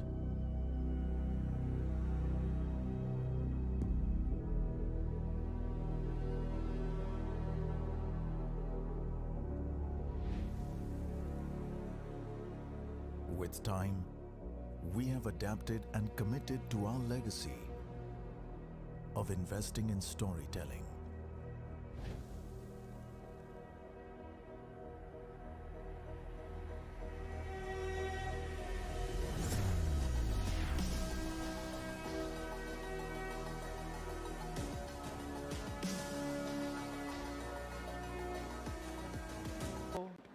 Yes. Over to you. Thank you.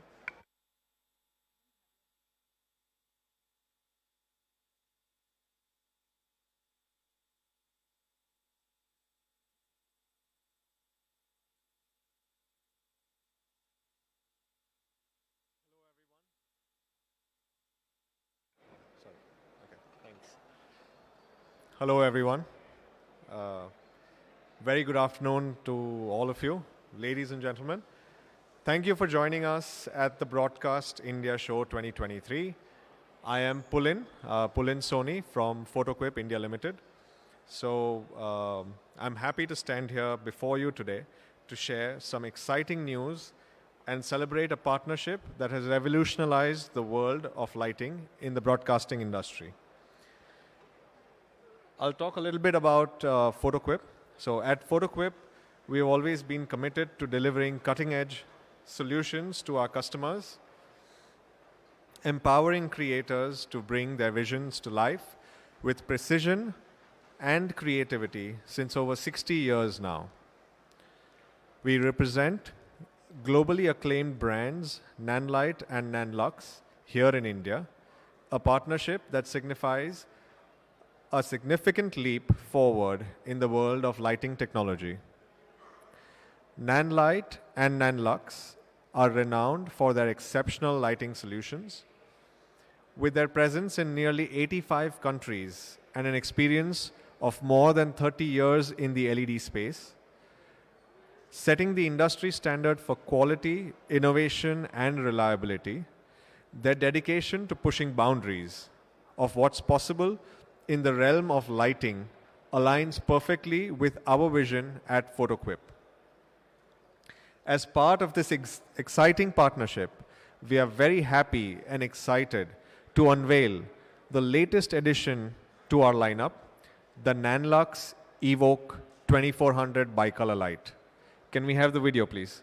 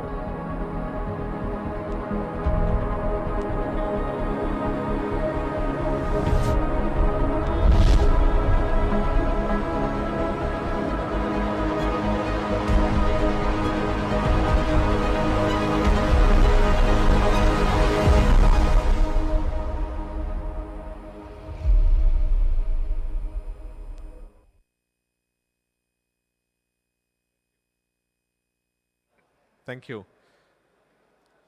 This groundbreaking light is a testament to our commitment to providing you with the very best tools to enhance your creativity and elevate your projects to new heights. The Nanlux Evoke 2400 bicolor is a true game changer, offering unmatched lighting quality and versatility for a wide range of needs in the cinema and broadcasting industry. To experience the brilliance of the Nanlux 2400 bicolor, the Evoke 2400 bicolor firsthand, I invite you to visit our booth at D3. Our team is happy to showcase this exceptional product and demonstrate how it can revolutionize your lighting experience. I just want to quickly go over some of the key features of the light. So the light that we have, sorry, we don't have the visuals up here, but the light that we have, the CCT range of the light is from 2700 all the way up to 6500.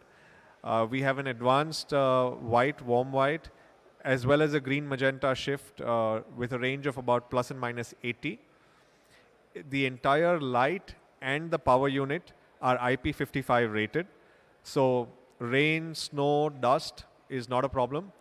We are also showcasing a similar product of 1200 watts that's under the shower at our booth. You're more than welcome to have a look at that as well. The weight of the power unit is about 11.5 kgs. The weight of the light itself is about 15 kgs. So it's not really a very heavy product compared to its peers in the same power range. It's rated flicker-free at a higher than 5,000 FPS mark. So that's a very good rating. And the best part is that it is supported with household power supply. You don't need a special 15 ampere power point. You just need a normal household plug to run this light. So thank you very much for being a part of this incredible journey with us. We look forward to working together to illuminate the future of broadcasting with Nanlux and Nanlite. Thank you very much. If you guys have any questions, I'd be happy to answer them regarding lighting.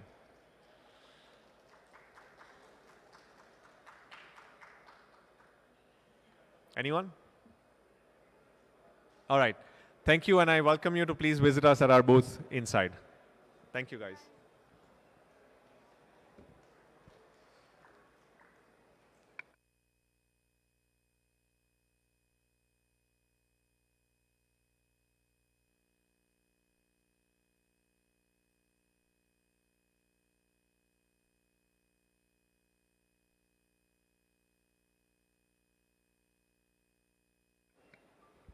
Thank you, Pulin. The next session is going to start shortly.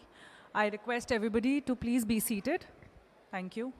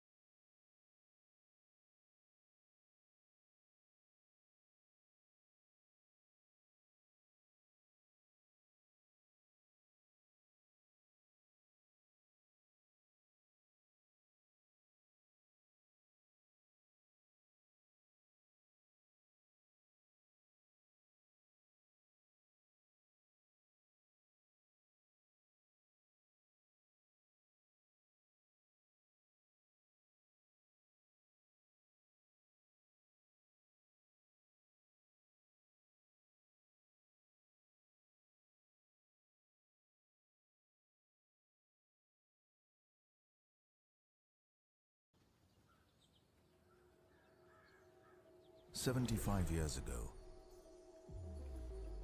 we escaped and got lost in a story.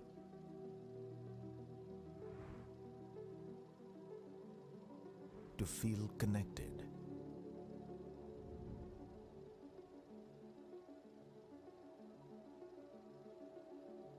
To share moments.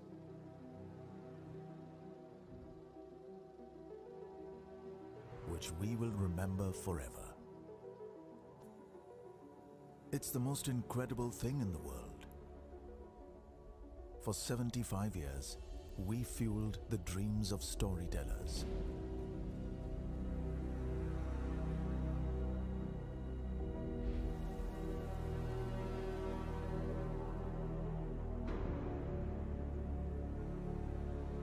The world might change, but we believe that change is the only constant.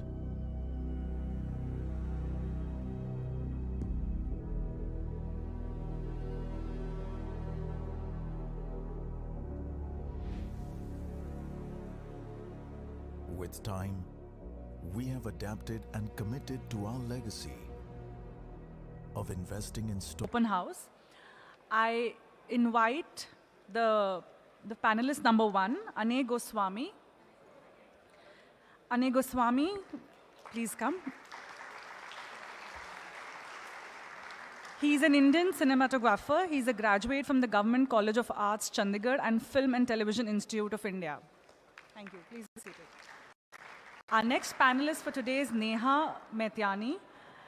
Neha is an Indian cinematographer based in Mumbai. In 2004, she graduated from the Film and Television Institute in Pune and has been working in feature films, ads, and web series over the past 14 years. Welcome. The next one on the panel is Prateek Shah. Prateek Shah is a cinematographer currently based in Los Angeles, California. He has published work for the Washington Post and the Washington Times and has been recognized by the National Press Photographers Association for his multimedia work. Prateek has a Bachelor's of Fine Arts in Fine Art Photography from the Corcoran College of Art and Design in Washington, D.C. The next one on the panel is Manu Anand. Manu Anand is an award-winning cinematographer who is appreciated for his work in the films Shuddh Desi Romance, Dum Laga Ke Haisha, Fan, and Zero, and the recently released Dhamaka. He's in post-production for Bhool Bhulaiya. Oh, that's old, yeah. Sorry. Yeah. The next one on the panel today is Archana Borhade. She's an Indian director, cinematographer, and screenwriter. She's worked at Wipro Technologies India as a SAP consultant for 2 years before making a career shift to filmmaking in late 2007. She worked as a first AC Gaffer Associate and second unit cinematographer on several prestigious Bollywood films, ranging from low-budget indie Amir to big-budget blockbuster My Name is Khan. Since 2012, she has shot several commercials, corporate films, shorts, and music videos as an independent director of photography. She has also shot and directed several short documentaries for the India chapter of international NGO, Ashoka Innovators for the Public. And this session is going to be moderated by Sudeep Chatterjee.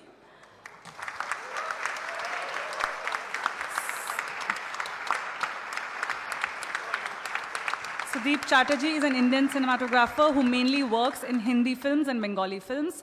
He has collaborated with critically acclaimed directors like Buddhadev Dasgupta, Vishal Bhardwaj, Srijit Mukherjee, Sanjay Leela Bansali, and Nagesh Kukunur. So welcome, dear panelists, and the moderator. Let us hear from you. Over to you. Thank you.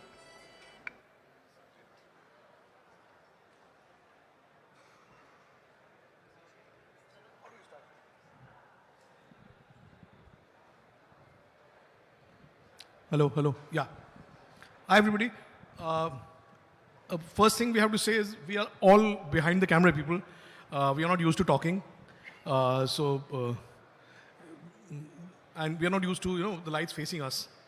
So you'll have to bear with us and help us get through. It's an interactive session. The session is called Ways of Seeing. It's a very broad subject. I don't know how to start talking about it. But I feel what we the images that we create, they come out of our mind, and where does it come from? I think it comes from how we see things. And I mean, I can start by saying how I see things. What are my ways of seeing? And then I'll throw it over to my peers. So, for me, ways of seeing, as a cinematographer, I think I see it with my heart. I think that's the, when you see it with your heart, with compassion, I think you can get a better view of the world. And at the end of the day, the images that you make, they have to communicate, and they have to be, they have to, and that can happen only when you look at life compassionately, and you look at minute details, not just pretty things, but you observe, and you. So, over to Ane.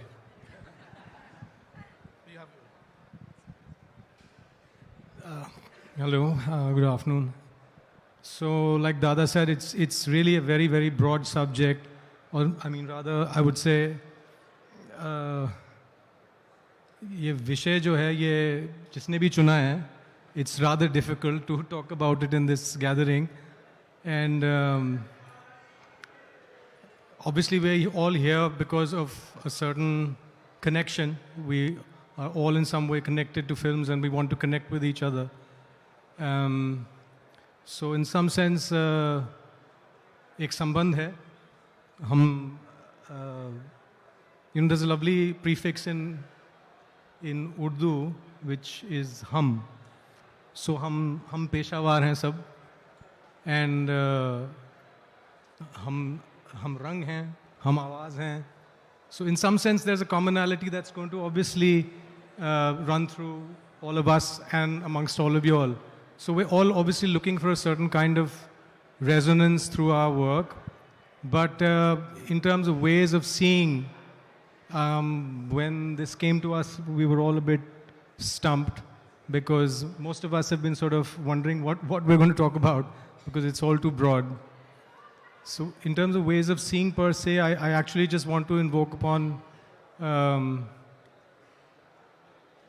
obviously, when we produce a certain visual work, आपके सामने एक दृश्य होता है. वो दृश्य है, दृष्टि है, दृष्टा है. और obviously अगर हम कुछ दर्शाएंगे तो उसके लिए हमारा भी जीवन में कुछ दर्शन होना चाहिए. जिस चीज़ का हमारा कोई जीवन में दर्शन नहीं है, वो हम शायद दर्शा नहीं सकते. So that's exactly what Dada is saying in another way, that obviously we borrow from our life's experiences, look, our worldviews of empathy and compassion, and associations, really the connections we make in our mind. It's beyond, obviously, it's beyond the look and beyond the sight. It is really about the inner sight or the inner mind. So it's a very personal process for everyone because of their personal associations with the various multifarious emotions that we're dealing with and trying to portray. And hopefully we're going to, be able to get an audience travel with us to our vantage point of view per se, or maybe just like pull an audience. If let's say, for instance, you decide to shoot handheld in a very organic way, then you're obviously wanting the audience to dance with you and be much more immersive. So it's really broadly borrowing from our experiences of life, and I think that's going to run commonly with every one of us. So Dada and Ane have said exactly what all of us are going to say. We shoot with our life experiences. What the audience sees is a lot of us that comes out with the story. And so I'm just going to take it a step forward. What is now changing is there was once a time where we could only create what we see, and we only had a certain amount of resources to be able to do that. And now we have AI and we have VFX that has changed the game entirely. But taking from what they said, AI can only replicate what a human being has taught it till a certain extent. What makes each of our work stand out is our life experiences. So I feel like everything, we were going to embrace all the new technology that's going to come in. We're going to embrace AI. We've embraced from film to digital, we've embraced any sort of change that has come. But with every visual that you see, there is always a little bit of the person who has created that image. So, I mean, you read something, and before you actually have a discussion with somebody, you've already formed an image of what you want the world to see. So, I mean, that's all, yeah. I mean, when I look around the room here, I see a lot of students, a lot of cinematographers, a lot of aspiring cinematographers, and I think that the question you always ask yourself is, how do I translate those words on screen? How do I communicate with the director? How do I turn that into something visually that is part of myself? And I think that's what we're all saying here, is that, like, yes, it's life experience, it's the way you see the world individually. And I think that's the thing you have to always hone in on. That's what we do within our work. It's not so much of, how can I now take a script that's a completely different story, that's a completely different worldview, and just operate. You can't do that. It's coming from the heart, just like they've said. It's coming from your life experiences.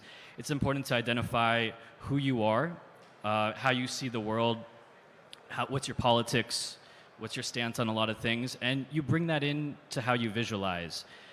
That's pretty much the process, I would say, that what we do with every project. And how do you build those training wheels? Where does that come from? It comes from whether it's watching a lot of other films and shows, reading books, traveling. I think for me with Jubilee, the way that we kind of formed that way of seeing, it started from just having a very broad conversation about what would Scorsese do.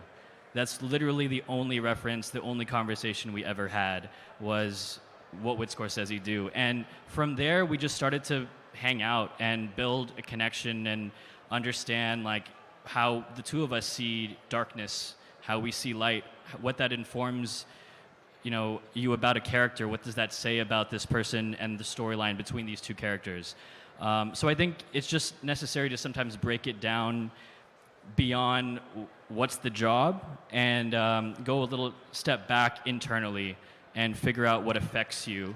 And you start from that point to build that connection with the director. My peers have said pretty much everything that needs to be said. And I really agree with what Prateek said and what Ane also said.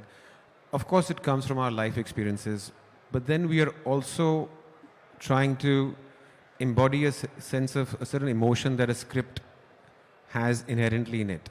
And sometimes my life experience is not in the script, but I have to somehow imagine what these characters might feel and how the director wants to convey a certain emotion of the scene that I necessarily might not have experienced.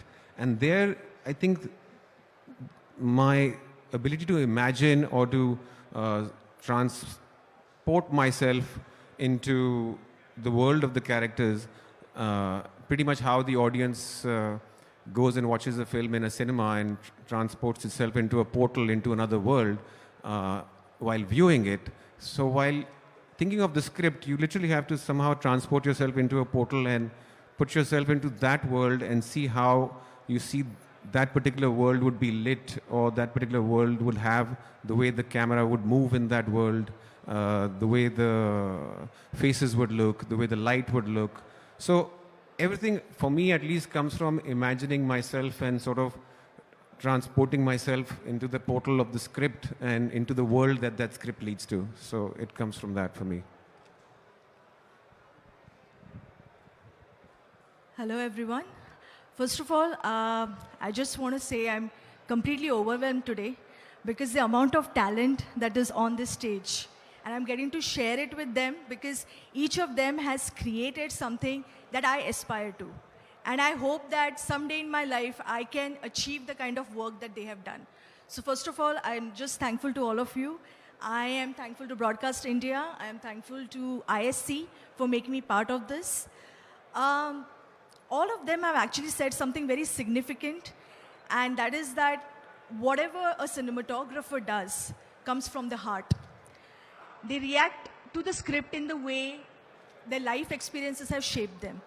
Now, I would like to go just a little step ahead and just give you an example. For most of us, the journey always starts with the screenplay. When you start reading scenes, it is that your mind is coming up with in terms of visuals. Now, if I'm reading a love story, and obviously all of us have gone through some or the other kind of heartbreaks in life, you know, we don't have to talk about it, but all of us have. So, in that love story, I will try to look for that one dramatic scene which kind of seals the whole screenplay for me. And that's my starting point of how I see the whole story. So now when I have gone through something, what is it that I went to recover from? Like, how did I recover from that? So did I go read a poetry? Did I go see some paintings? Did a story help me? Did a film help me? Something helped me. So I will try to go back to that. I will try to go back to that palette which helped me. I'll try to go back to that story, that poetry, that film that helped me, and try to find what I'm looking for in that particular source which comforted me. And from that scene, I'll start building the visual language for the rest of the film. And then, of course, I will go and discuss with the director, because cinematographers are the director's eyes. We are here to realize the vision of the director, the storyteller. So then we will try to come together to a common point. We are going to sit down. I'm going to tell him what I thought of the story, what I thought of the scene. I thought about this is the way to stage it. Maybe this is the lighting. Maybe this is the time of the day. Maybe it's already written in the screenplay. Am I interpreting it in my way? And from there, we start building the whole visual journey that we are going to go on. After that, the second step that becomes very crucial for me is actually the location recce. Like when we set out to see the locations. And then that starts giving us an idea about how we are going to stage the scenes in this location, in that location. So many times when we are traveling, we see something very unique.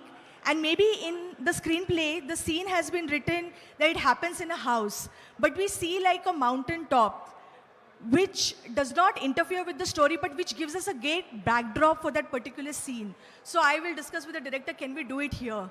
Can we do it at sunset? Can we convey the visual of a heartbreak happening, someone refusing or someone breaking someone's heart right here? And the director will be like, okay, this is the way I can see it. So, you know, it's a very collaborative kind of process. It kind of builds up from the script and then goes to so many different places. The location recce adds to it. The rest of the team, the production designer comes in, the costume people come in, the actors come in. Every single person kind of collaborates in the formation of this endeavor that we call a feature film or a web series or a short film or anything. And even the worst kind of shows or whatever you see, trust me, it has taken a lot of effort, a lot of heartbreak to be able to achieve that. So you can only imagine what goes on in the minds of the collaborators when they are creating a true work of genius. And some of us have managed to be on such projects, so we are very fortunate. And I think each photograph, painting, essay, story, any work of art, somebody else's feature film, even a passing image, even right now you guys sitting over here looking at us, this whole hallway, everything is going to get stored in our memory, and some point of time in the future when we make a feature film, it's going to come back rushing to us and we are going to say, this is how the scene should be set. So, you know, there are like so many ways of seeing. It totally depends on who you are as a person, and you start building up your storytelling, narrative style from deep inside. So that's what I can say.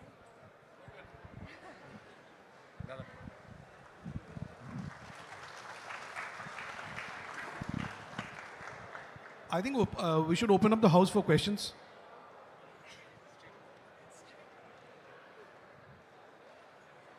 Unless anyone...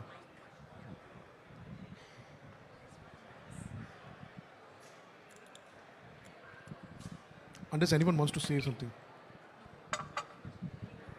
The one thing that Archana said, I didn't mention that we're talking about ways of seeing, but one thing that really helps me is music.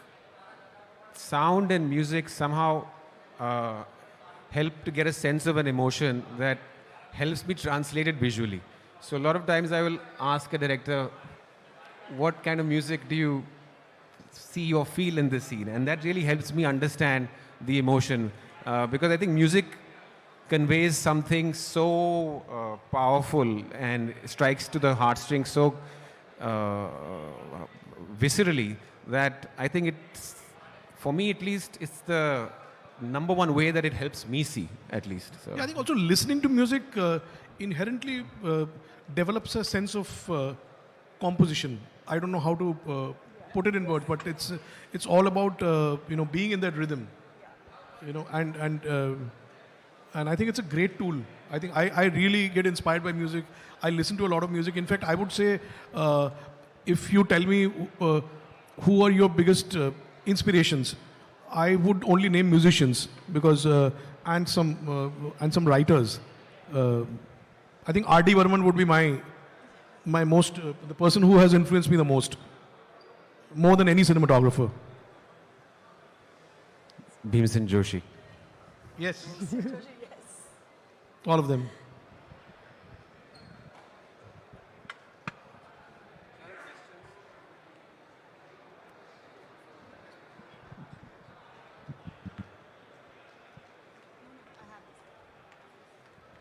Questions, please? Yeah. Hi, I'm Soham here. My question is for Prateek. Since you've been working in Los Angeles, even I have been in Los Angeles for a couple of years. I studied there, I worked there. What mindset change do you think, or what adjustment changes do you think would require for a creative person, a director or cinematographer, working in Los Angeles, coming back to Mumbai and working in the working culture of the Mumbai film industry? Yeah, so first of all, I think that bio was a little outdated. I've been here for the last 4.5 years. I'm from the States originally, but I've been working here for the last 4.5 years. I was shooting there while I was in film school there as well. So I can't speak too much on the industry differences, but what I can say is from the process that I learned of how to work on a film set when I was at UCLA to working here for the last 4.5 years, it's not much different. You're still creating stories, you're still telling stories, you're collaborating with the same HODs. It's no different in that sense. Of course, there are going to be some differences, but the bigger challenge ends up being how do you get your foot in the door? How do you find that collaborator? How do you get noticed? Which is a whole other thing that I don't think we have to get into now. If I may, a follow-up question to that. So, since you have been here for a couple of years, you went to Los Angeles, you had a broader perspective of the world. Since our films are now getting global, what do you think are the major elements as a cinematographer or any creative person in that sense to adapt in your work in order to make our work global? Well, that's a fair question. Can you specify what you mean by saying global? So there is a way we portray our films, there's a way we portray our stories, there's a way, for example, Korean films have their portrayal of stories, there is a way American films have their portrayal of stories. American films in general are films that are global, you could say, because most of them watch it. Indian films, we want to be global, we are getting there. What is the main element as a cinematographer? For example, some kind of inspiration from past cinematographers or some kind of techniques that we would use in order to enhance our work. I would just repeat the same answer I said before, which is that it's no different where you are. You're making stories here, you're making stories there. There's no difference. If you feel that way, I would say one thing that comes to mind when I first came here was looking at finishing of a film with colorists. And I've, like every single person on this panel, has worked in ways where they really understand proper finishing and coloring and the collaboration that's involved with their colorists. That's something that I would say maybe, but otherwise I think it's the same thing, man, no matter where you are. Thank you. Dada, Shrita, I'd just like to answer the global question. So, I don't know why we have to make our films global. I think we have such a unique aesthetic that we don't have to change. I think people should get accustomed to our aesthetic more than us changing our aesthetic to cater to them. The Korean films got accepted because they were open to the Korean films, and they are getting open to our films now. I think people used to make fun of our song and dance films and didn't understand them, but the problem is not in our song and dance film. The problem is in the lack of their understanding of the song and dance film. We love our song and dance films. Our very first films had songs and dance. Our theatrical tradition had song and dance. So we respond to it, and I think the more people will watch it, they will respond to it, and our films will become global automatically. So, in the 1930s, Rabindranath Tagore did a very interesting thing when he opened up the Shantiniketan School of Arts. At that point of time, this whole idea of globalization was so strong that every Indian artist was only practicing a Western way of painting. And what he did was he completely, open this center to look inwards, look into our own culture, our own painting techniques, and develop the whole Shantiniketan school and see what it has done, see where it is taken up, what are the artists who have come out. I think it's very important to look inwards and look very, very strongly at what is so uniquely Indian about us. And I think that's the most global thing that we can do.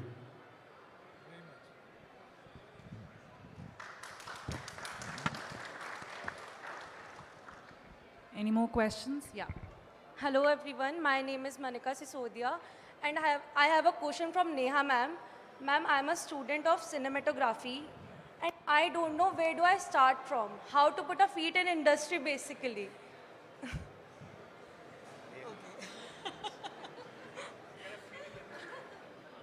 Okay, that's a difficult one to answer. I mean, people choose different paths. Some people probably go to film school and then try to assist. Some people try to learn on the job. And when you say... I'm already in a film school. Okay. Yes, I'm doing cinematography. And foot in the door, I mean, I can only tell you my own experience. When I came to Bombay, I thought I wanted to work, I wanted to work as an assistant, and somebody advised me saying, first make a list of the top 3 people that you want to work with. Yes. You need to start somewhere. You can't just have a thing that I want to start working and suddenly one day you'll get a call. That's not going to happen. So, like I said, I'm only telling you by my experience. I made a list of the top 3 people that I wanted to work with. I called them and I followed up and I followed up. And for me, I lucked out. The first person who was on my list had an opening and I managed to get my foot into the door. But it's a very difficult path. If you don't manage to luck out getting that one person who will mentor you. But having said that, when I started about 18 years ago, things were different. There was advertising and there was films, and that's about it. In today's time, there is so much that one can do. You don't need to just wait for somebody to open the door for you. You create your own door and walk in. You can shoot stuff, you can think, you can write, you can shoot, you can edit, you can color, you can do everything sitting and doing it in your own house at a very low cost. And then hope that it gets noticed and it takes you somewhere. But there is no straight path that I can advise you about. What should I do when I want to work under you? If I want to work under you, what should I do? I'll share my email address with you after this. Okay, ma'am. Thank you so much.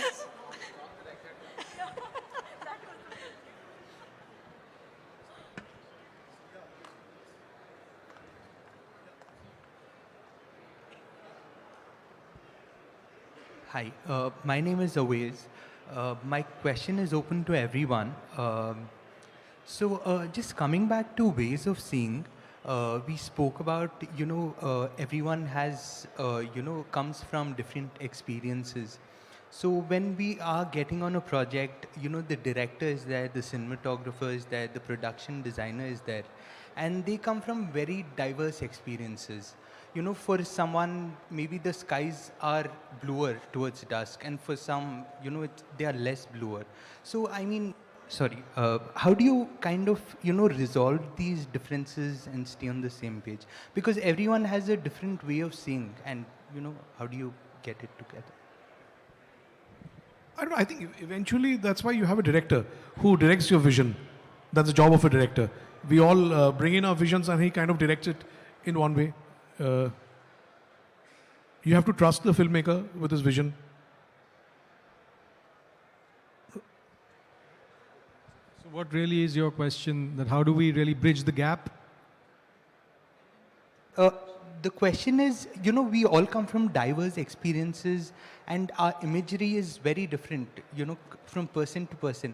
How do we get on the same page? You know, for example, the skies, you know, say the director sees it, you know, slightly more bluer and I see it, you know, that's getting too blue. Well, that diversity of what we bring to the table, each one of us, is really the beauty of it. And obviously, you're hoping that your collaboration is truly collaborative. That's the first thing. And I think, like Manu said, it's really about, sometimes it's really you having to transport yourself and entering that portal and being able to obviously not just accept, imbibe sometimes and take forward. You know, as a cinematographer, it's really, I mean, you hope to sort of take off from that springboard, which is the director's vision, the screenplay, what's on paper, and the written word, to really translate the written word. I think everybody has their own process for it. The production designer, the cinematographer, the various other heads of department, but really it's steered by the director. Sometimes, just sometimes, maybe the director needs the cinematographer to sharpen his vision, strengthen his vision, and they will rely heavily on the cinematographer. So you arrive at those sort of collaborations as well. But all in all, we're hoping that you have a sort of all-accepting collaboration with the director and the other heads of department. So it's really a symbiotic sort of process which thaws out over time. Sometimes it's like I'll give you an example, my personal example on my very first film with Aparna Sen that I did, and I hadn't met her, but she had wanted to shoot with me based on some work of mine that she had seen. I hadn't met her, and she just wanted to discuss the script with me and my feedback on the script over a phone call, and this is like 17, 18 years ago. So we would talk about certain scenes, and somehow each time I would mention something regarding a particular work of art or a painting or a photographer, for instance, she would mimic that, or in a sense, or I would be mimicking exactly what she was thinking, and she'd be like, oh, I was thinking exactly the same thing. So sometimes you find yourself in that sort of a, you know, that kind of serendipity and that kind of a collaboration, but sometimes it thaws out over time and you get closer to each other. So obviously for that sort of collaboration, you need to be able to, you know, give each other space and accept each other's point of view. And director is the captain of the ship, the script is the Bible. These are the words we've all heard and phrases we've all heard, but truly it's translating what's on page. Everybody has a different way. For instance, if I'm doing a particular scene or reading a particular scene, I mean, if I give the same scene to all of us sitting here and more of you here, every one of us will see it differently. You know, everybody's going to interpret it differently. But that's the beauty of it, really, to be able to see what the other person is saying and listen to the other person and bring in your own point of view and hopefully not stepping on each other's toes. To answer your question on bridging the gap, so it's a negotiation. Like most things, sometimes you have directors who are benevolent dictators and they will take the final call. Sometimes they are very trusting and they will let the DOP and the team decide how they want to go about it. But it's a negotiation and it's a way of working. You're not solely responsible for the final image. You're a sum of many parts. So you negotiate in good faith and you sort of try to convince people to your vision. Sometimes they convince you to theirs. And the end result is a collaborative outcome from all of it. So.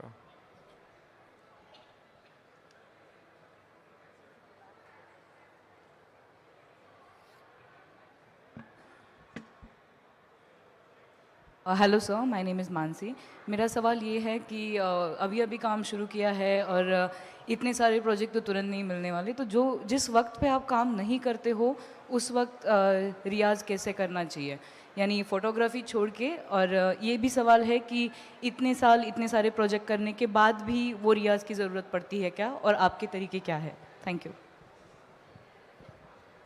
I think रियाज तो वैसे नहीं, पर I think life experience करना चाहिए.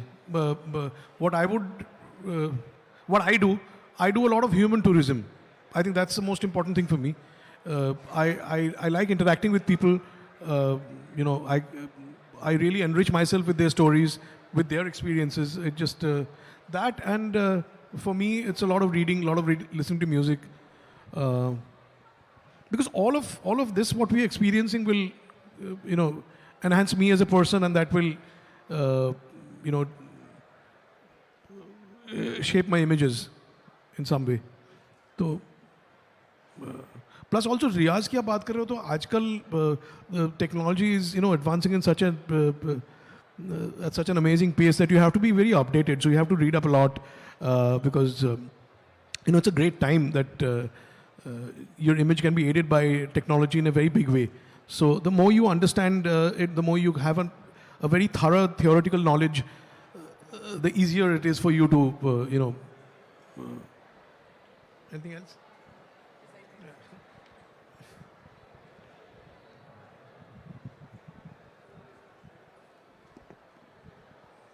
Yeah, you can just take the mic from here. Hello all of you, मेरा नाम आयुष झा है और मैं अभी रिसेंटली मुंबई आया हूँ। तो मेरा क्वेश्चन ये है कि एज ए स्टूडेंट, और मैं अभी स्टूडेंट बनना चाहता हूँ, तो मैंने ये रिसर्च किया है कि ज़्यादातर लोग बोलते हैं ऑन द जॉब ट्रेनिंग करो। ऑन द जॉब मीन्स आप डायरेक्ट असिस्ट कर सकते हो या इंटर्न कर सकते हो, एंड द दूसरा जो थिंग होता है वो आप फिल्म स्कूल में जाके कर सकते हो। तो ये जो दो चीज़ें सामने आई हैं उससे बहुत डिफ़िकल्टीज़ होती है चॉइस करने में, कि आप फिल्म स्कूल जाके वेट करें या फिर आप डायरेक्ट जाके अपना इंटर्नशिप या कुछ भी ऐसा कर सकते हैं। तो मेरा क्वेश्चन ये है कि इन दोनों में से कौन सा वे बेटर है एज अ सिनेमेटोग्राफर चूज़ करने के लिए, और साथ में फिर आपको इन दी एंड अगर हम फिल्म स्कूल चूज़ करते हैं तो वापस से हमें असिस्ट ही करना होता है स्टार्टिंग से, तो हमें क्या चूज़ कर। Experience of a film school that I was there 3 years. See, I mean, one thing that is different today is there are many ways of learning the craft. There is you can learn cinematography on YouTube, or you can also assist somebody and learn that. What film school did to me was I was in an environment with like-minded people. I was in an environment of cinema. I was living and breathing cinema every minute, and it was a fantastic atmosphere. And that atmosphere helped me self-discover. And I think it's very important that you self-discover. You understand yourself, because the images that you're going to make is so much about yourself and so much about you. अपने आप को जानना बहुत, अपने आप को तैयार करना बहुत ज़रूरी है. तो my film school experience has helped me do that, and I was lucky enough that I could afford to spend that time. बहुतों के पास वो time नहीं होता है. That experience you can do it without going to a film school also. Film school is a great tool, but it's not that आप तो ऐसे भी काम सीख सकते हो. आप ऐसे भी you can assist or you can learn it anyway. So that's what I feel. Okay, sir. Thank you, sir. Hi everyone, my name is Yash. Sorry. My question is open to everyone. Since all of you are cinematographers, you're also filmmakers in your hearts, and I'm sure all of us watch films and love some films and love some type of stories, and want to make or work on the films that you like. Although as cinematographers you don't really always get the scripts that you maybe agree with, or sometimes you also get scripts that that you will execute correctly, but maybe you don't connect with those scripts, and you still As a DP, you still sometimes have to choose to do it for whatever reasons. My question is, do you really distinguish between that, and how much do you give in to it's just my job to shoot the film and execute it, and how do you maybe do this type of stuff that you always wanted to do? Thank you so much. I'll take that. So, like somebody asked in the beginning, how do you get your foot in the door?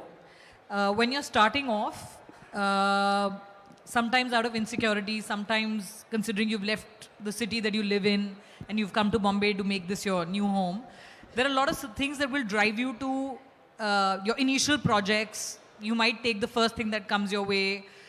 You may not always agree with what you're shooting. All of that happens.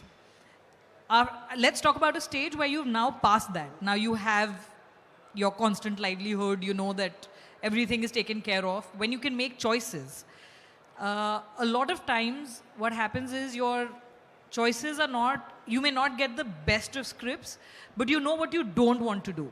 There are certain films that would come to me and I know that I do not identify with the politics of this film, irrespective of what the scale is, who the actors are, how much money they're paying me. I will not do that film. So in the beginning, you may not be able to make those choices, but eventually when you're in a state where you can, one always chooses as per their politics and whether they can execute it to the best of their abilities, whether they identify with the milieu of what it is. So it's all of that, and whether you enjoy the story once you've read it. Yeah.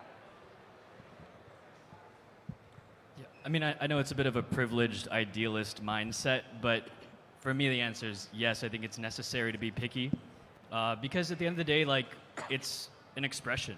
You're part of an art form, whether or not commercially it's become more pop cinema these days or not, it's still something that you're choosing to express something from deep down within.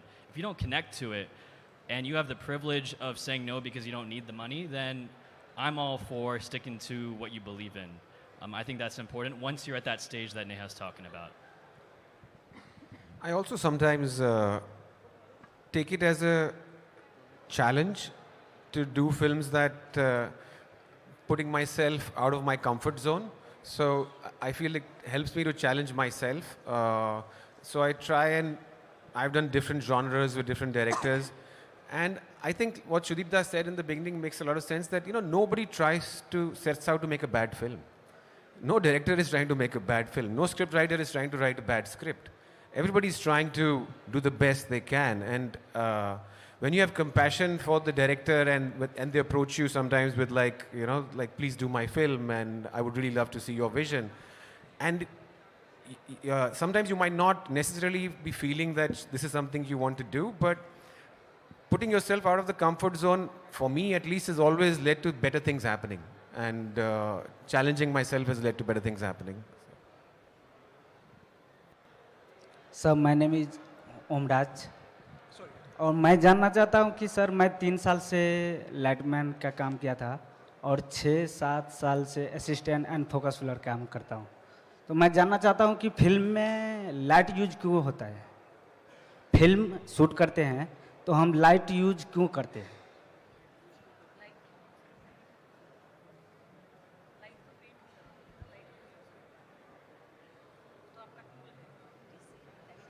आप पूछ रहे कि हम light का इस्तेमाल क्यों करते हैं पिक्चरों में?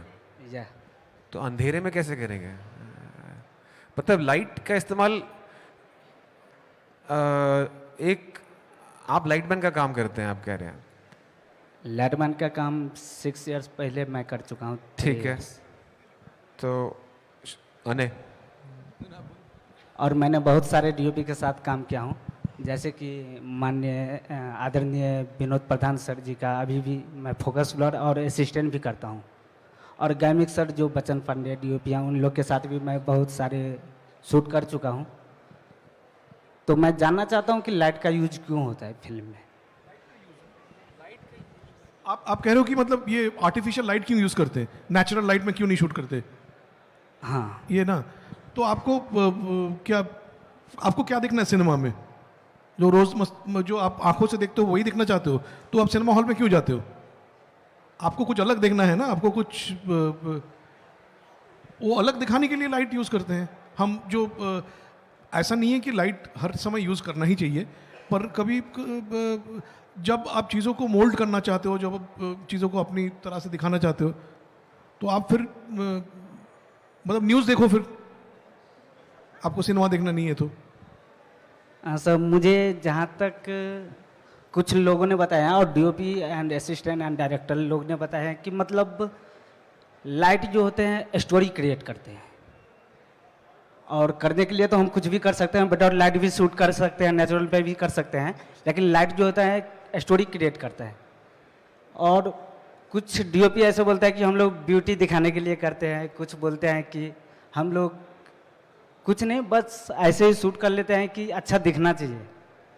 और कुछ अच्छे डीओपी ने बताए हैं, जैसे मेरा बॉस बताया विनोद प्रधान सर ने, कि स्टोरी क्रिएट ये मेन पॉइंट है। तो हम जानना चाहते हैं कि सही क्या है। सही इसमें जैसे चित्रकार है, चित्रकार रंगों से चित्र बनाता है, तो हम छायाकार हैं, हम लाइट से चित्र बनाते हैं, और वो लाइट जो है वो थैंक यू सर। वो लाइट का जो मूड है, वो लाइट का जो रंग है, उससे वो चित्र बनते हैं और उससे आपकी जो भावनाएं जगती हैं उस लाइट से जगती हैं। तो इसीलिए हम लाइट का इस्तेमाल करते हैं। कुछ चीज़ें जो हैं सर प्रकृति जो बनाए हैं बहुत सोच समझ के बनाए। जैसे हम कहीं पे हैं और खुले ग्राउंड में हैं, तो वहाँ पे हम कोई लाइट यूज नहीं करते हैं, और वहाँ पे जहाँ तक है कि मतलब प्रकृति का दिन है, वन सन एंड नाइट में वन मून होते हैं, तो हमारा शैडो भी वन होता है जहाँ पे कोई लाइट यूज नहीं करते हैं। तो शायद गॉड भी जो बनाए हैं कुछ चीज़ें वो बहुत सोच समझ के बनाए हैं। और आपका सवाल का जवाब मिले आपको? हाँ sir, thank you sir. Hello, sir. Good evening. My name is Ishita. I'm a new aspiring cinematographer. Yeah. I'm aspiring cinematographer. I'm just started assisting here new to Bombay. So being a new cinematographer, I want to know if I started trying to do indie project for shooting, how choosing camera is important. Like it's a budget constant, and nowadays there is digital, there can be shoot in iPhone also, but with the budget constant, how a newcomer cinematographer can choose camera, and how important to choose camera for your script, like for the story.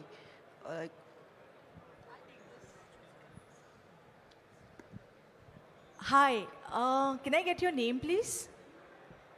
Ishita. My name is Ishita. Ishita. Ishita, you're the cinematographer of this project? No, keep the mic with you. Yeah. Yeah, and how you have read the screenplay and everything? Yeah. What is the end objective of this film? Are you going to put it on OTT? Are you going to put it on YouTube? Are you going to release it in the theater? What is the end goal? So basically, plan for the theater, but it's an indie project. So it can be go for the OTT also. Or it can go for the film festival as well. Yes. So there are a lot of variations. So new projects, and so how important to choose the camera? So you have a producer in place?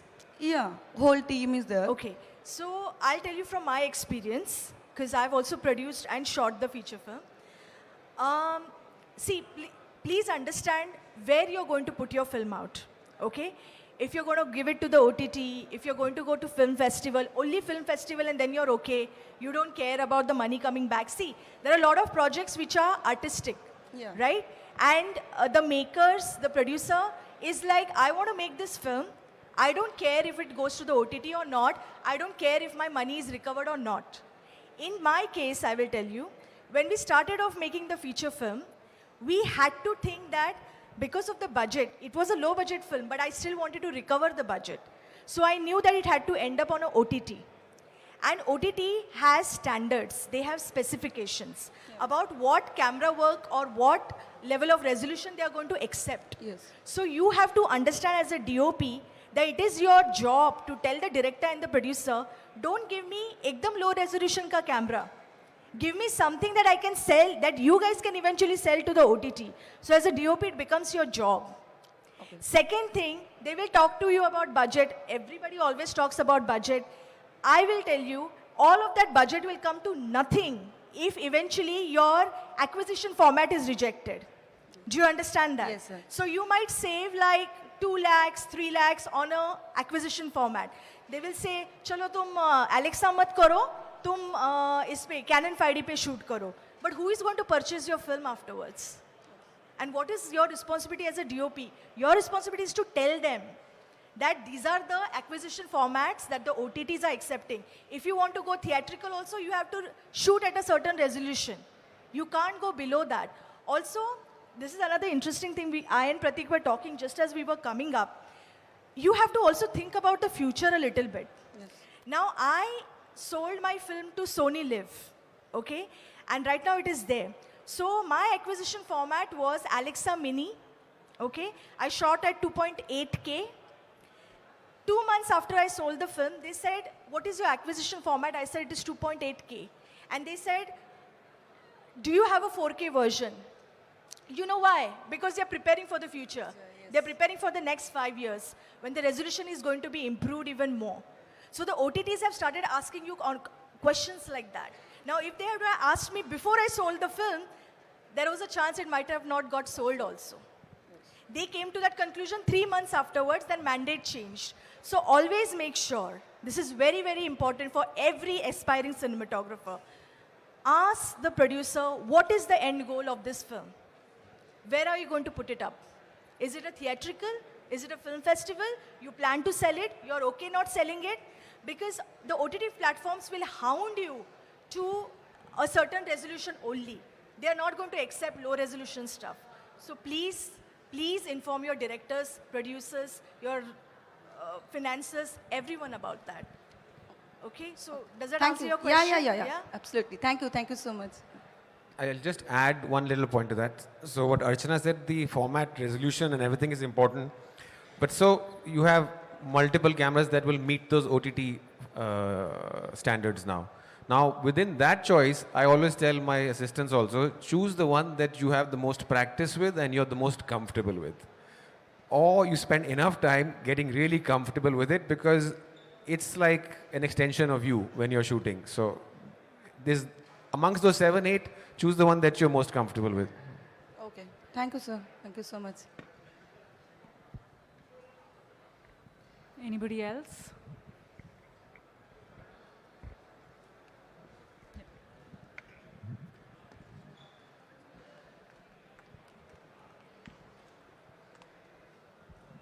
Hello, sir. I have my question for every one of you. So my question is versatility of a cinematographer. As in, we have many genres, many styles. Someone can shoot an art film to a commercial. So what if, as in my case, I'm thinking to shoot, I have shotted a very artistic piece, like with a director, and it is very art film. And then I come to a director who's very commercial. And I have even shot with him a commercial piece. Okay, what I'm speaking? Okay, sorry so much. So my question is versatility of a cinematographer. So recently I shot a very artistic film, which is very deep art, film which is like an Andrei Tarkovsky film, a very deeply art film. Then I shot a commercial, which is like a digital ad. So my question is, should a cinematographer take a side and go with a genre or a specific style? Because so I get a lot of comments that you should select a style because it might you must have a style or a genre for yourself. When you say style, do you mean that you should always light a certain way and somebody should know that this person has shot it? Is that what you mean by style? Yeah, maybe. No, but it's like if you're shooting a very artistic film, which is a dark piece of art, and then you're shooting a commercial which is very bright, yeah. And, you just hop in between and doing these kind of projects. Does it, make any effect on your skill ahead? Like, if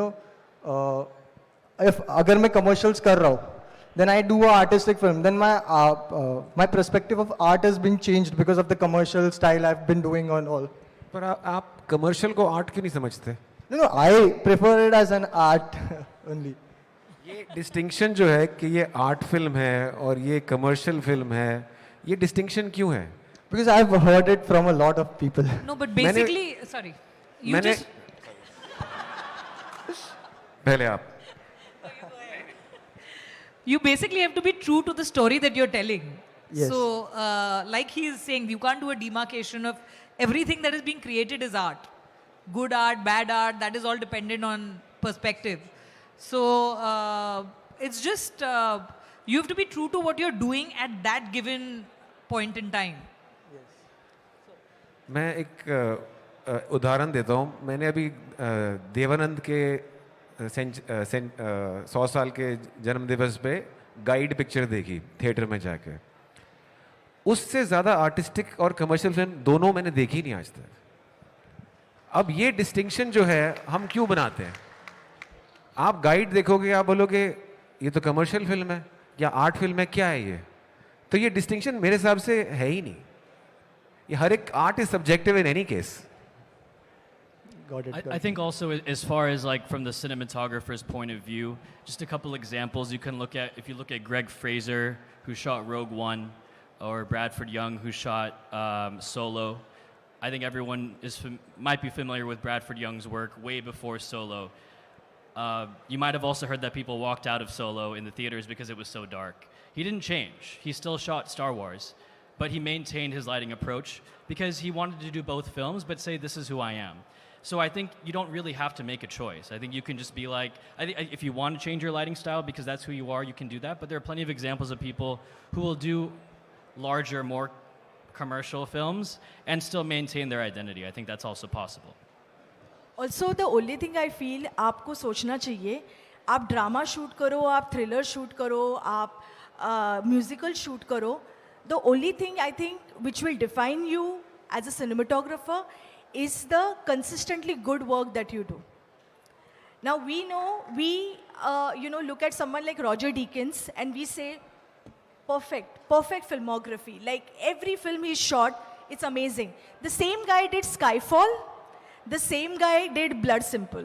Okay, तो ये totally different films है. आपके definition के हिसाब से, maybe you will say कि Blood Simple is like an art film and Skyfall is like a commercial film. But what defines Roger Deakins is consistently great choices. Whether it is palette, whether it is lenses, whether it is camera, whether it is the style of work. And you know it is a Roger Deakins film.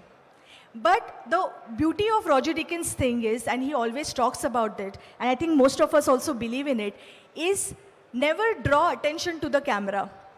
The minute people are noticing the camera, that means your storytelling has failed and you have failed as a cinematographer. So I think that philosophy of Roger Deakins is what makes him so great. And what at least I try to emulate in my life is never draw attention to my own work. Let the story speak for itself. And then for credits aayenge, to maybe people will recognize, oh, the camera work was also really good. So that is what you should aim for, that consistently great performance as a cinematographer. That's all. I want to add something to that. This is the most important philosophy, that you have to be invisible. Your storytelling, anytime that you're drawing attention to yourself, to the visual, you might be hampering the storytelling. However, in today's time, as a cinematographer, I feel it's a responsibility that we have to allure people to the theater, to bring them to the theater. And you have to give them a grand cinematic experience. Otherwise, they know the film is going to come on OTT a few months later and you can watch it at home. So, I want to throw it to all of us that, that's a conflict that you have sometimes that, I know that my image has to be very powerful, it has to be very cinematic, it has to be very attractive.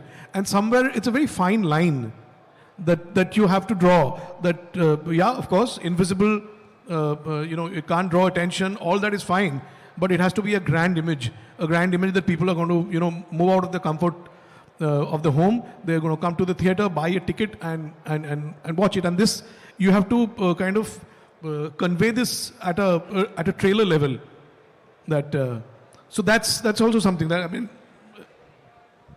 So I have a little phrase for this, which is that I coined it for myself a few years ago. That if it's feeling right, it must be looking right. So in some sense, drawing work and attention towards your own work is not your intention at all. If it does, for some reason, supersede, let's say, and the whole film is not a symbiotic piece, and it does actually stand out, it's not always your fault, really. So in that sense, you were talking about commercial and non-commercial and so on. But really, I mean, that is something, it's really an individual perception of what is commercial and not commercial for you and for anybody else. But the important thing is what Neha said, that stay true to what you're doing at that point in time. Maintain your artistic integrity. Nobody wants to compromise their own artistic integrity, and you want to protect that artistic integrity no matter what, right? So that's what the intention is, really, to protect your artistic integrity, even if you're doing something which is going to bring in the bucks, That's the conflict, really. That's what you want to be able to surmount. Thank you so much. Any more questions? Last 5 minutes. 2 minutes.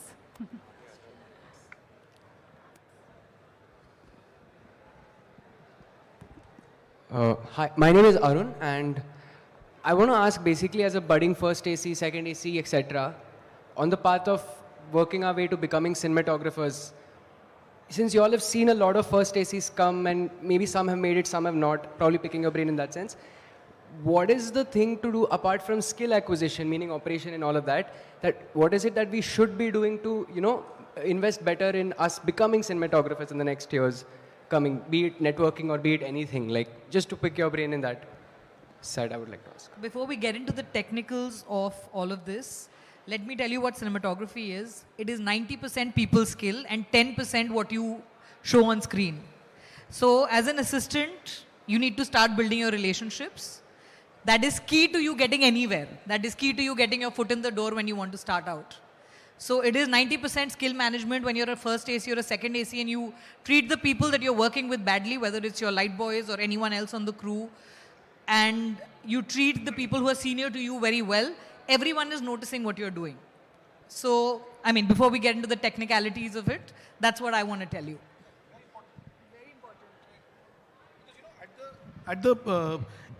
Even as a cinematographer, I am only visualizing it and getting it done by people.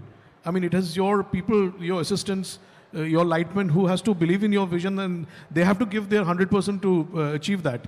So, I mean, being a people's person is very, very important at every stage. Yeah, sometimes, people are not always interested in what you want to do, but you have to make them interested in what you want to do. That is a skill. And like Neha said, people skill is something that is one of the top skills that is required to work in team art. And if you can't handle egos and you can't handle temperaments and moods and so on, you might have a tough time yourself. Yeah, completely agree with what they said. I would also add that if you said you're currently working as a first AC or second AC, on the next job or the current job you're on, I would highly recommend speaking to your cinematographer about being there for every single prep meeting that they have with the director. That's the one thing that I'm doing with my ACs right now on this project that I'm on. I'm making sure they're there. If the DA is there with the director, then they both need to be there, because they're going to learn after this project how to make those color palette conversations go forward, how to make those decisions about locations, because just showing up on set and doing that work is just too logistical. You have to be a part of the creative conversations so that when you get the opportunity to be a cinematographer, you know what to do. So, I never was, fortunately or unfortunately, never worked as a first AC. So when I came to Bombay, I went and met a lot of DPs, and I was like, I need a chance. Can I get a chance to work with you? And everybody told me, our team is full, we're really sorry. And there was a couple of DPs who asked me, so what are you doing? So I said, I'm shooting, I'm doing photography, So they were like, just keep shooting then.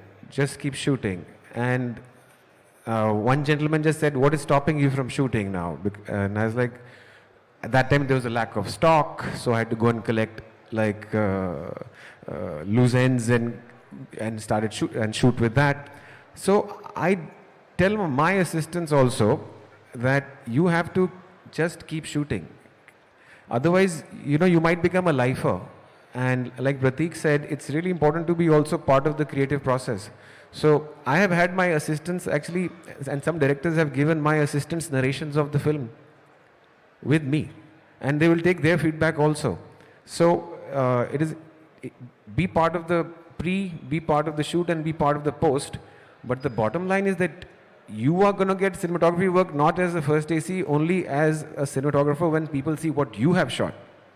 So you have to keep shooting. And today the barrier to shooting is very low. So ultimately all of us here, self-motivation and pushing yourself to do this is the only barrier now. And that is going to come from within you. So.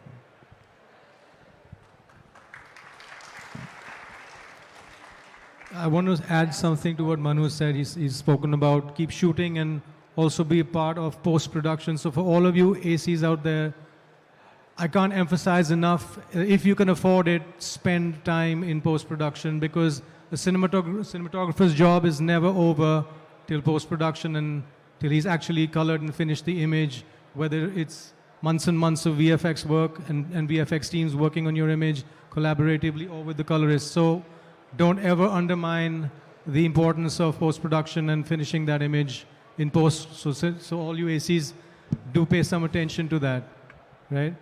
So I just want to point out, my assistant is sitting here. Akanksha, stand up. She's one of the finest ACs. She was part of the pre on Bulbulia, the shoot of Bulbulia, and she was with me through months of Bulbulia's post. And not only that, we had 25 VFX shots that I wanted to get done, and production was saying, oh, there's a budget issue and stuff. So I told Akanksha, let's do it. And Akanksha, she doesn't have credit, but I call it Akanksha Srivastava VFX, did 25 shots for the credit sequence. She did the VFX on those shots. And her greatest asset is that she's willing to learn. She could have said, oh, it's not my job to do this VFX, but I'm like, come, we'll do in today's day and age, we can do this on a MacBook Pro. And she did it. So just keep pushing the envelope, guys. Don't restrict yourself at all. There are DOPs these days who are shooting, editing, grading, doing VFX, and they're a one-stop shop. I feel like I have to update myself all the time because the technology is moving so fast and the barriers are so low that there's no excuse at all. So there's just one thing I would like to mention from a personal experience as a first AC. So I have had the good fortune of working with really good DOPs, and we used to have like storyboards made.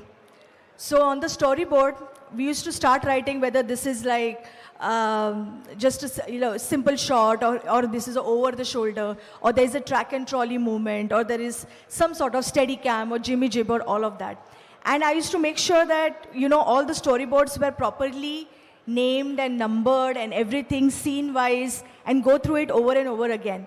And then when the cinematographer I worked with used to have that little time, maybe between two scenes or when we are lighting up or something like that, I used to be like, sir, why are we doing this trolley?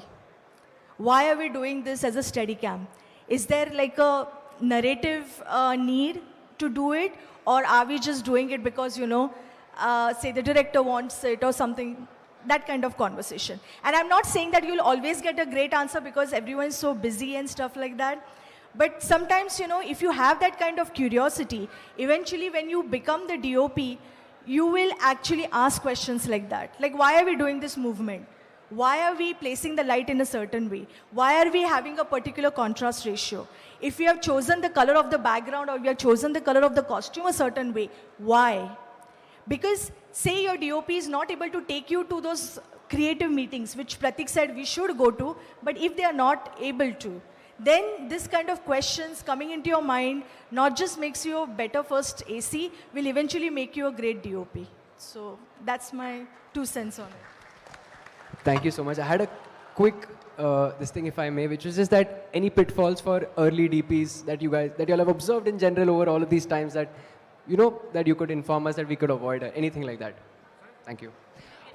Any pitfalls that early DPs who are entering the industry in the first 3 years, maybe that you all see that are mistakes that people could avoid, you know, we could avoid if we were aware of. That's it. I have a funny story for this.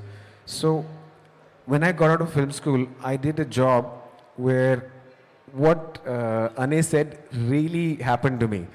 So, I was supposed to shoot a particular way, and I ended up shooting it not that way. I shot it another way. But it felt right, and it looked right to me. And I realized that I'd made a mistake, and I went and spoke to a senior DP, and I said, you know, this happened. And he's told me, well, were there any repercussions?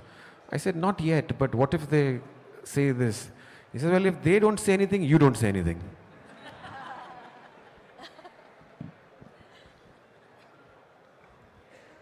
Great. So that brings us to the end of this very intriguing, exciting, very gripping, and the most engaging session. Thank you so much. A huge round of applause for our panelists.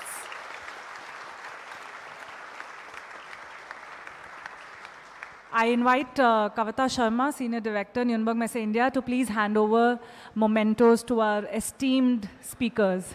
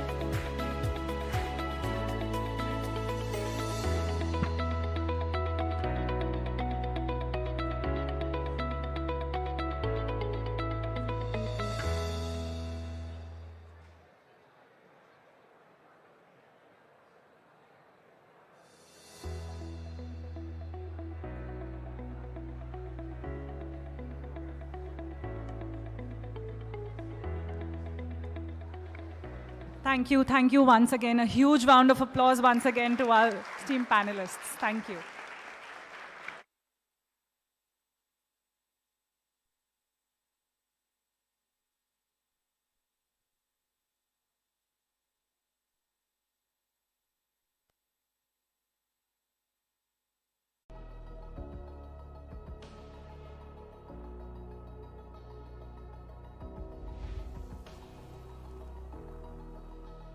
Dreaming big and aiming high,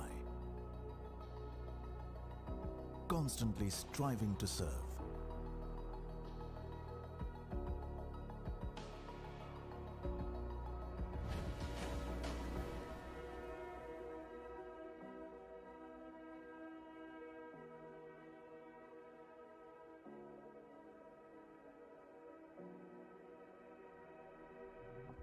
A dedicated team whose vision is to be a global leader and enabler of audio-visual craft and creative solutions.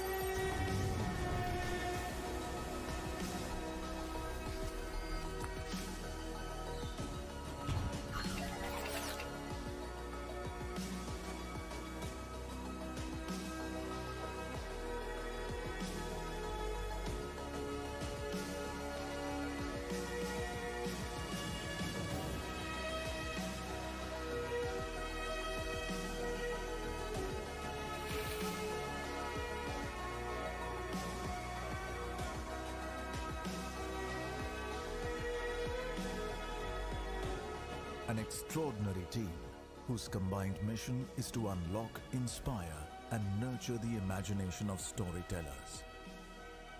Innovation. Customer centricity. Dependability. Courage. Integrity. Creative excellence. Learning and empowering. Entrepreneurial mindset. To a new beginning. To new adventures. To creating a unique path.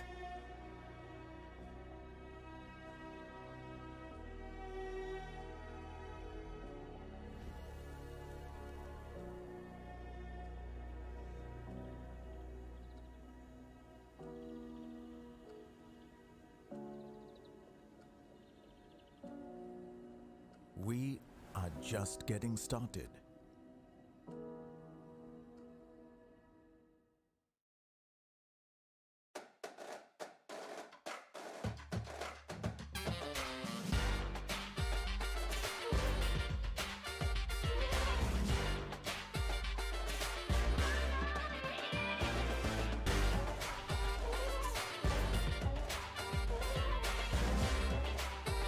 Hier trifft Leidenschaft auf die Trends der Zukunft.